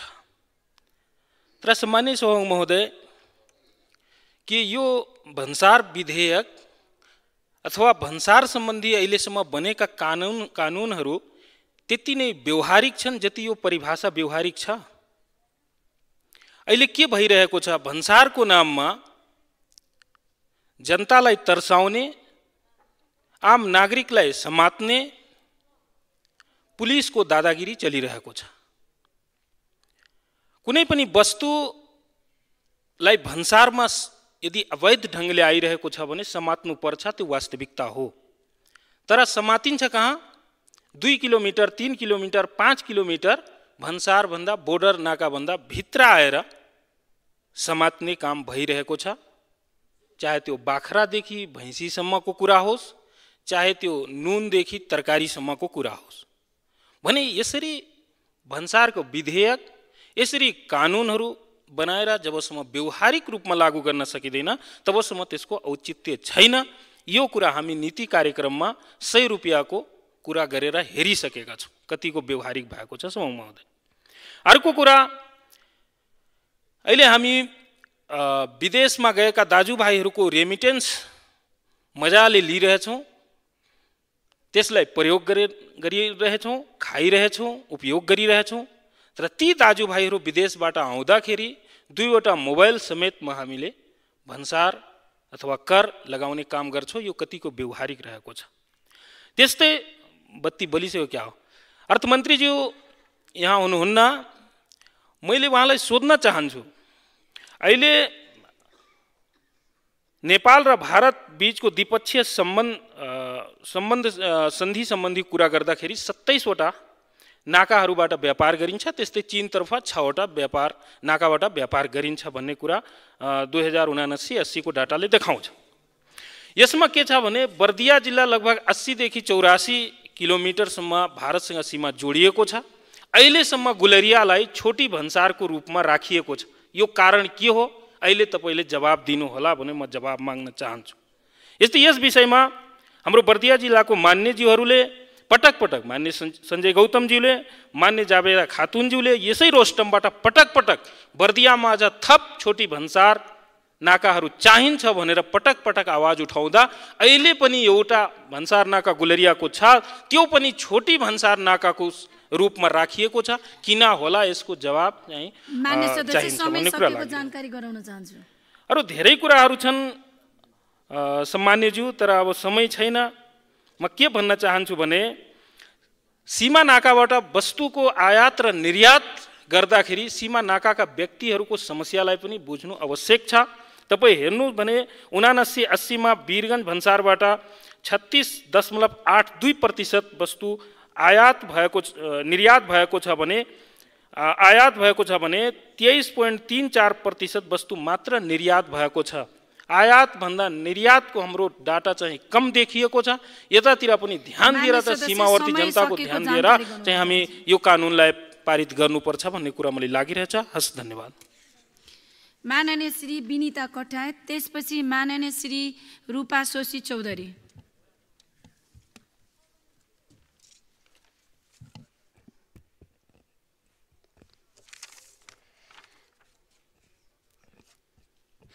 सम्माननीय सभामुख महोदय, आज यस सदनमा प्रस्तावित भन्सार सम्बन्धी कानुनलाई संशोधन र एकीकरण गर्न बनेको विधेयकमाथि छलफल हुँदै गर्दा भन्सारसँग सम्बन्धित विद्यमान समस्या नीतिगत रूपमा हल गर्न यस ऐन केन्द्रित हुनुपर्छ जस्तो मलाई लाग्छ।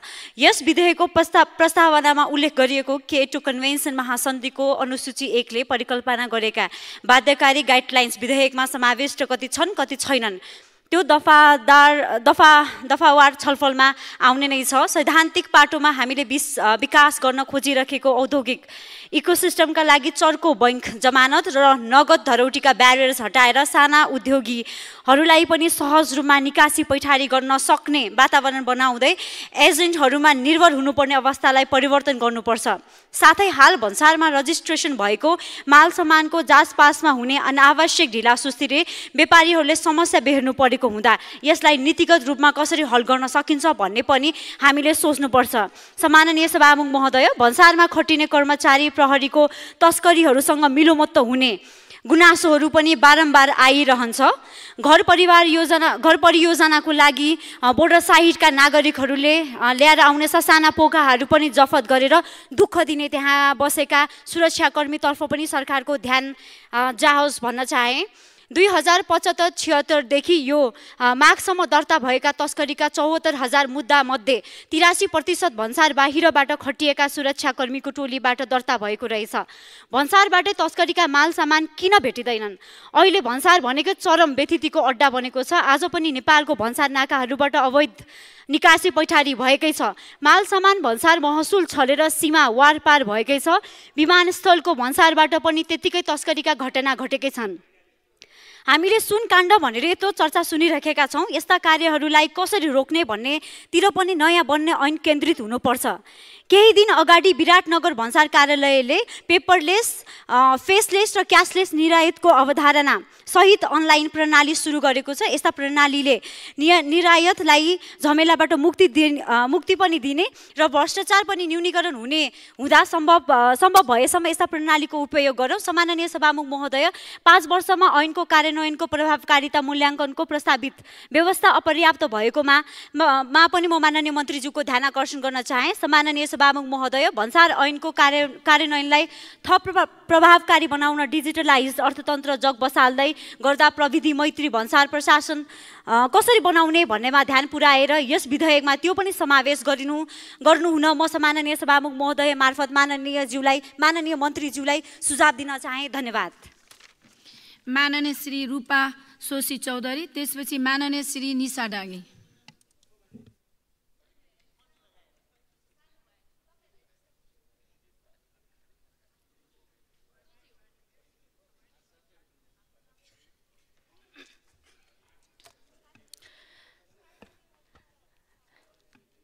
धन्यवाद।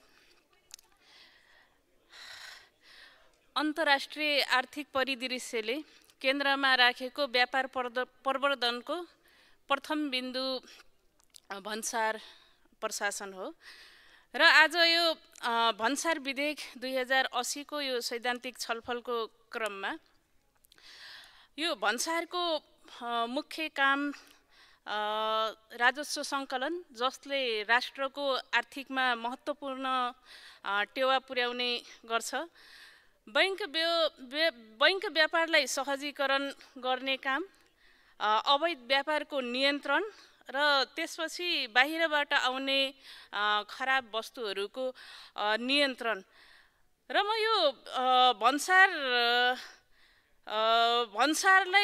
भन्सारका विकृतिहरूलाई व्यवस्थित बनाउने कुरा पनि यो 2080 को विधेयकले सम्बोधन पक्कै पनि गर्नेछ भन्ने कुरा राख्न चाहन्छु। र यसले यो बैंक व्यापार होस् कि अथवा राजस्व सङ्कलन, यसले चाहिँ नेपालको उत्पादन र त्यसपछि नेपालमा उत्पादन भएका वस्तुहरूलाई स्थापित गर्ने हिसाबले पनि यो यसमा चाहिँ यो अगाडि बढोस् भन्न चाहन्छु। यो राजस्वहरू अहिले पछिल्लो चरणमा नेपालमा यो के अरे भन्सार मार्फत सामानहरू भित्रिएको त्यति धेरै तथ्याङ्क देखिँदैन, तर धेरै अभाव भएको स्थिति पनि सुनिँदैन। त्यसैले यो हाम्रो खुला नाकाको कारणले सायद भन्सारभन्दा बाहेकबाट पनि सामानहरू अलिकता भित्रिने कुराहरू पनि भएको छ कि यसलाई नियन्त्रण गर्नको लागि भन्सार कार्यालय अथवा भन्सार प्रशासनको अझ पनि विस्तार गर्नुपर्ने हो कि अथवा कतिपय जुन भन्सारहरू छन् त्यहाँ चाहिँ यो चेक जाँचको क्रमलाई चाहिँ व्यवस्थित गर्नको लागि क्वारेन्टाइनको व्यवस्था छैन, जसले गर्दाखेरि सहज तरिकाले भएका भन्सारहरूबाट पनि वस्तुहरू आउन नपाएका स्थितिहरू पनि छन्। भएका भन्सारमा त्यसलाई पनि व्यवस्थित गर्न जरुरी छ।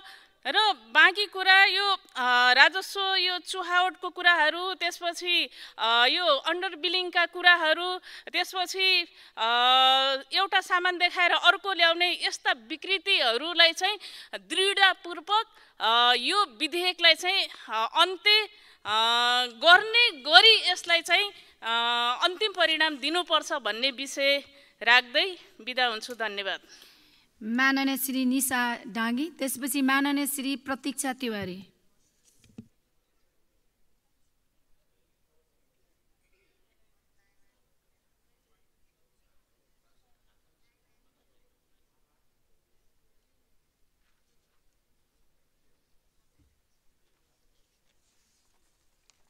सम्माननीय सभामुख महोदय, बोल्नका लागि समय दिनुभएकोमा धन्यवाद।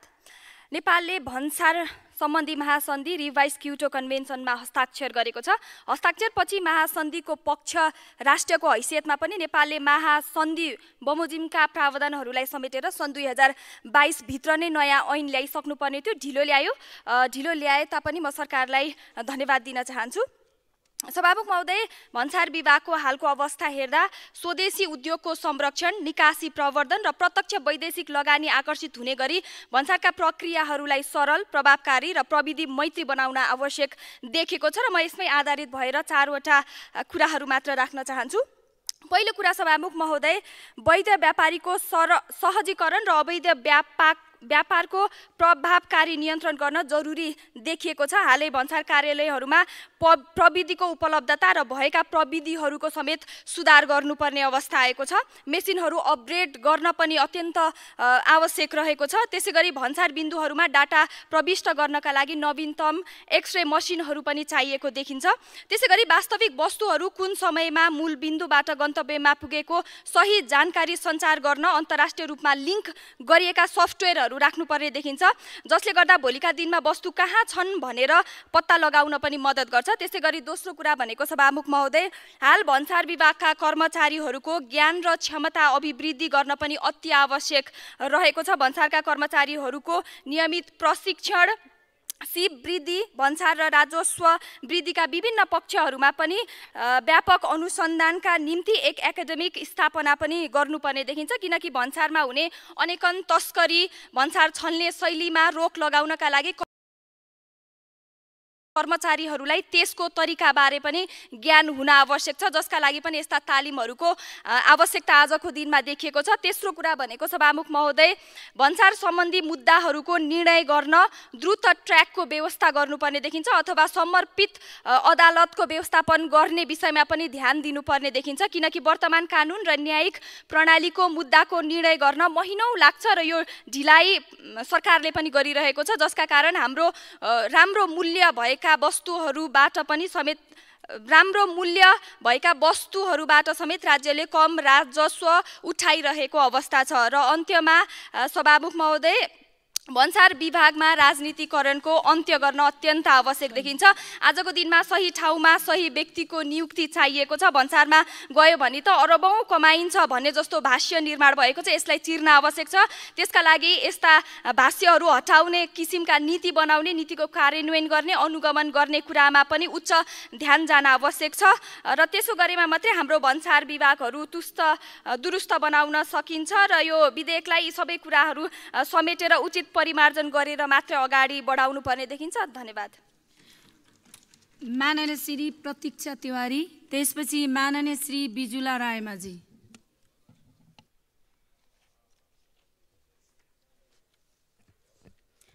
सम्माननीय सभामुख महोदय, आज हामी भन्सार विधेयक 2080 माथि सैद्धान्तिक छलफल गरिरहेका छौँ। ढिलै भए पनि आज महत्त्वपूर्ण विधेयक प्रस्तुत गर्नुभएकोमा माननीय अर्थमन्त्रीज्यूलाई धन्यवाद व्यक्त गर्न चाहन्छु। विधेयकमा थुप्रै विषयवस्तु समेटिए तापनि धेरै दफाहरूमा परिमार्जन गरेर ल्याउन जरुरी देखिन्छ, पछि संशोधनको माध्यमबाट सच्याउन जरुरी छ। सभामुख महोदय, भन्सार भन्ने बित्तिकैमा सामान निकासी, पैठारी, अर्थ र राजस्वसँग जोडिएको हुन्छ। यसलाई कार्यान्वयन पक्ष सबल बनाउन जरुरी छ। नेपालको भन्सार जसरी अहिले हामीले बुझिराखेका छौँ, त्यो वास्तवमा भन्ने हो भने नेपालको भन्सार भन्ने बित्तिकैमा टाठा बाठा पहुँचवालाको हालिमुहाली हुन्छ। गरिब असहाय पहुँच नभएकाले शास्ति भोग्न बाध्य छन्। नेपालका भन्सार छोटी भन्सार होस् या बढी भन्सार, सबै भन्सारका जाँच पास गर्न आधुनिक र प्रवृत्ति मैत्री बनाऊ। अनावश्यक जनतालाई दुःख दिने प्रवृत्ति रोक्ने गरी भन्सार विधेयकमा व्यापक छलफल गरी भन्सार ऐन ल्याउन माननीय मन्त्रीज्यूको गम्भीर ध्यानाकर्षण गराउन चाहन्छु। सभामुख महोदय, भन्सार कार्यालयको प्रमुख र कर्मचारी भएर भन्सारमा जानलाई करोडौँको रकम माथिल्लो हाकिमलाई बुझाएर खुसी पारेर जान्छन् अरे। भन्छन् कार्यालयमा गएपछि हाकिमलाई बुझाएको रकम असुल उपर गर्न निमुखा जनतालाई 2-4 केजी सामान ल्याउँदा राजस्व छली गरेको भन्दै लट्ठी चार्ज गर्ने, सामान पोखिदिने, जनतालाई अमानवीय व्यवहार गर्छन्। सभामुख महोदय, घरायसी परियोजनको लागि ल्याउने सामानमा प्रहरी र भन्सारका कर्मचारीले जनतालाई दुःख दिने ज्यादती गर्ने गरेका छन्, तर भन्सार र एयरपोर्टबाट क्विन्टलका क्विन्टल सुन भित्रिँदा राजस्व छली गर्दा भन्सारका कर्मचारी र प्रहरीलाई थाहा नै हुँदैन। सभामुख महोदय, सुन ल्याउने कुरालाई करको दायरा भित्र ल्याउ, नेपाललाई चाहिने आवश्यकता अनुसारको सुन खरिद बिक्री गर्ने गरी कानुन बनाऊ।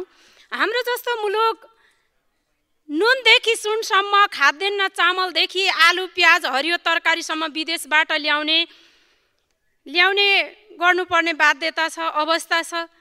नेपाल धेरै सीमा नाका, खुल्ला सीमा नाका भएको मुलुक हो र सीमाका नागरिकले घरायसी प्रयोगमा ल्याउने सामानमा कतिसम्म ल्याउन पाइने हो किटान गरौँ। सभामुख महोदय, व्यापारी र बिचौलियाहरूको चलखेल रोक्न, साना ठुला सबै भ्रष्टाचार काण्डको अन्त्य गर्न, राजस्व चुहाट रोक्न, लक्ष्य अनुसार राजस्व उठाउन, सर्वसाधारण नागरिकलाई दुःख नदिन, सुशासन कायम गर्न, कामलाई पारदर्शी बनाउन, सरकार र कर्मचारीलाई इमान्दार बनाउन, सबै भन्सारहरूमा आधुनिक र प्रविधि मैत्री बनाउन डिजिटल प्रविधिको अनिवार्य विकास गरौँ। भन्सार विधेयकमा गहन छलफल गरी महत्त्वपूर्ण विधेयकलाई दफावार छलफलका क्रममा यसलाई परिमार्जन गर्ने गरी ल्याउँ भन्दै आफ्ना भनाइहरू अन्त गर्न चाहन्छु। धन्यवाद। माननीय श्री बिजुला रायमाझी, त्यसपछि माननीय श्री रणेन्द्र बराली।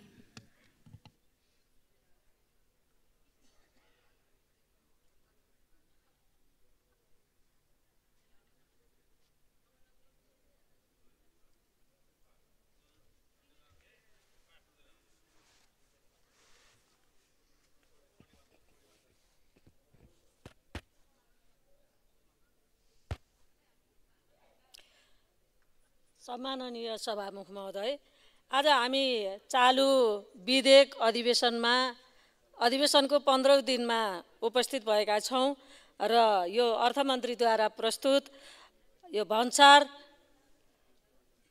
सम्बन्धी कानुनलाई संशोधन र एकीकरण गर्न बनेको विधेयक सैद्धान्तिक विषयमा हामी सामान्य छलफलमा गइरहेका छौँ। महत्त्वपूर्ण विधेयक आएकोमा अर्थमन्त्रीलाई धन्यवाद। यसले वैध र अवैध के हो व्यवहारमा कार्यान्वयन गरेर देखाउन सकोस्। भन्सार शब्द मात्रैले पनि कसैलाई खुसी र कसैलाई डर व्यक्त भएको पाइन्छ।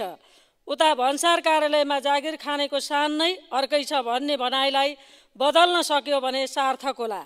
भन्सारमा जानका लागि ठुलो रकम र भनसुनको चलखेल हुने बुझिएको छ। भन्सारमा हुनेलाई त मालामाल छ भन्ने मनोवैज्ञानिक भनाइ लुक्न सकेको छैन। यो भनाइलाई त्यो भन्सारमा जानेलाई पारदर्शी बनाउनका निम्ति यो विधेयक सफल होस्, म यही भन्न चाहन्छु। र भन्सारमा जति खर्च गरेर भए पनि भन्सारमा जाने अनि दिनमा दुगुना रातमा चौगुना कमाउने गरेको सत्य लुक्न सकेको पनि छैन। नत्र किन भन्सार नाकामा जान मरिहत्ते गर्नु पर्यो। तर कोही न कोही जानु त पर्छ नै। पहुँचको आधारमा होइन, शून्य भ्रष्टाचार सम्बन्धी तालिम प्राप्त, देशलाई माया गर्ने, देशको अर्थतन्त्र बलियो बनाउन, भन्सार चुहावट रोक्न सक्ने आँटी योग्य व्यक्ति छानी पठाउने व्यवस्थाको विकास गर्न यो विधेयक सफल होस्। भन्सारमा कमाउन होइन, भन्सार छल्नेलाई समाउन जाने हो भन्ने भावनाको विकास गर्न आवश्यक छ।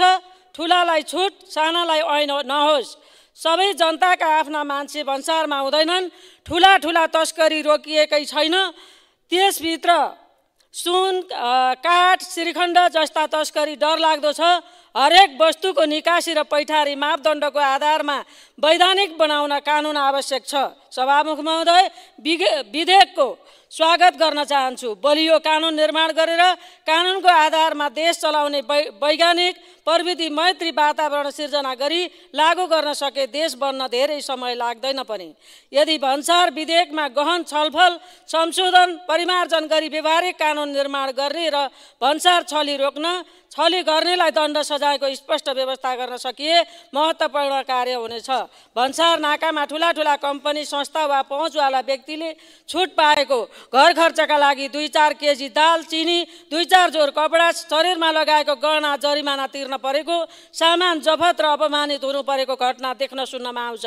सभामुख महोदय, छोटी भन्सार वा बढी भन्सार नाकामा आवश्यकता अनुसार भन्सार कार्यालयको स्तरोन्नति व्यवस्थित गर्दै वैज्ञानिक आधुनिक प्रविधि मैत्री वातावरण सहितको भन्सार कार्यालय सञ्चालन गर्न यो विधेयक सार्थक बन्ने गरी अगाडि बढाउन सकौँ। नेपालमा उत्पादन हुने वस्तुहरू आयात होइन निर्यात गर्ने वातावरण मिलाउँ भन्दै यो दफावार छलफलमा विस्तृत छलफल गर्ने बाचासहित मेरो भनाइ यही टुङ्गाउँछु। हस्त, धन्यवाद। माननीय श्री खरडेन्द्र बराली, त्यसपछि माननीय श्री नारायणी शर्मा।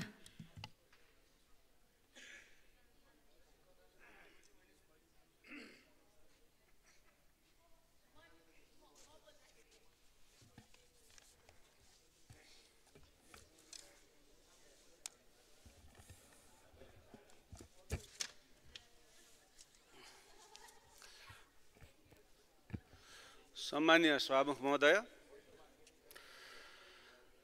आज जुन विधेयकमा हामी छलफल गर्दैछौँ भन्सार विधेयक 2080 बारे सैद्धान्तिक छलफल,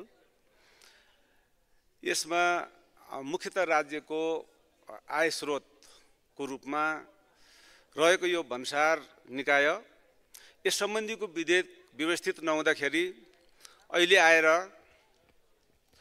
सुन तस्कर मौलाएर राष्ट्रकै बदनाम, राजनीतिक संस्थाकै बदनाम र विभिन्न प्रकरण उब्जिएको छ। यो यसरी सुन तस्कर हुनुमा विधिवत रूपले नेपालको संविधान नियम कानुनलाई अवलम्बन गरेर जसले सुन व्यवसाय चलाएका छन्, वर्षको 3.5 अरब कर तिरेर काम गर्ने व्यवसायहरू आज धराशायी हुनु पुगेका छन्, सटर बन्द गरेर बस्नुपर्ने अवस्थामा पुगेका छन्। त्यसको कारण के त भन्दाखेरि मूलतः यो सुन तस्करी नै हो। त्यसको लागि कसरी त्यो तस्करी मौलाउने स्थिति आयो भन्दा कोटा सिस्टम, जहाँ देशभरि 10 देखि 20 किलो सुन आउँछ ब्याङ्क मार्फत, त्यो सुन एउटा दोकानले महिनामा 2 किलो बेच्छ भनेदेखि उसको भागमा जम्मा 2 तोला पर्छ। 2 किलो सुन बेच्ने मान्छेले 2 तोला पाएपछि बाँकी सुन त अवैध किसिमले आएकोमा भर पर्नुपर्ने भयो। यस्ता किसिमका अवस्था निर्माण राज्यबाट भएको छ। प्राइभेट कम्पनीहरूलाई बन्देज छ, जो ब्याङ्कले मात्र आयात गर्न पाउँछ र वैदेशिक रोजगारीमा जानेहरूलाई पनि प्रतिबन्ध लगाइएको छ, जहाँ कि 50 ग्रामसम्म सुन ल्याउनु पाउने थियो निशुल्क भन्सारमा, तर अहिले त्यो पनि नियम नभएर त्यहाँ पनि बन्देज भएको छ। र यसरी नै र भन्सारमा चर्को भन्सार रेट, जसले गर्दाखेरि भारतमा 11% भन्सार लाग्छ सुन्यो भनेदेखि नेपालमा 15% भन्सार लाग्छ। यसरी सम्बन्धित व्यवसायहरूले सम्बन्धित निकाय व्यवसायहरूको सम्बन्धित निकायसँग छलफल गरेर ती व्यवसायहरूलाई व्यवसायिक यस सम्बन्धी विज्ञ र सरकारको महत्त्वपूर्ण निकायहरूसँग छलफल गरेर यसको निकास, देशलाई निकास दिन आवश्यक छ, जसले गर्दाखेरि सिङ्गो देशको अर्थतन्त्रमा सन्तुलन आओस्, समृद्ध होस्। र यसरी नहुँदाखेरि जुन विकृति फैलिएको छ त्यसलाई कमजोर पार्नको लागि म अन्तिम एउटा कुरा के भन्छु भन्दाखेरि यसको विधि पद्धति कस्तो छ त भन्दा एउटा सुन पसलेले आफ्नो कारखानाबाट दोकानसम्म सुन ल्याउँदाखेरि त्यसलाई प्रहरीद्वारा पक्रिएर भन्सारमा पुर्याइन्छ। 100-150 किलोमिटर टाढाको भन्सारमा पुगेर हामीले भन्सारमा जफत गरेको बनिन्छ। एउटा दोकानले आफ्नो कारखानाबाट माल ल्याउँदा के को बिल हुन्छ? यस्ता किसिमका अवस्था यहाँ जस्टिफाई नभएको हुँदाखेरि यसलाई जस्टिफाई गर्ने गरिकन कानुन बनोस्, यही शुभकामना छ मेरो। हस्, धन्यवाद। माननीय श्री नारायणी शर्मा, त्यसपछि माननीय श्री जावेदा खातुन जागा।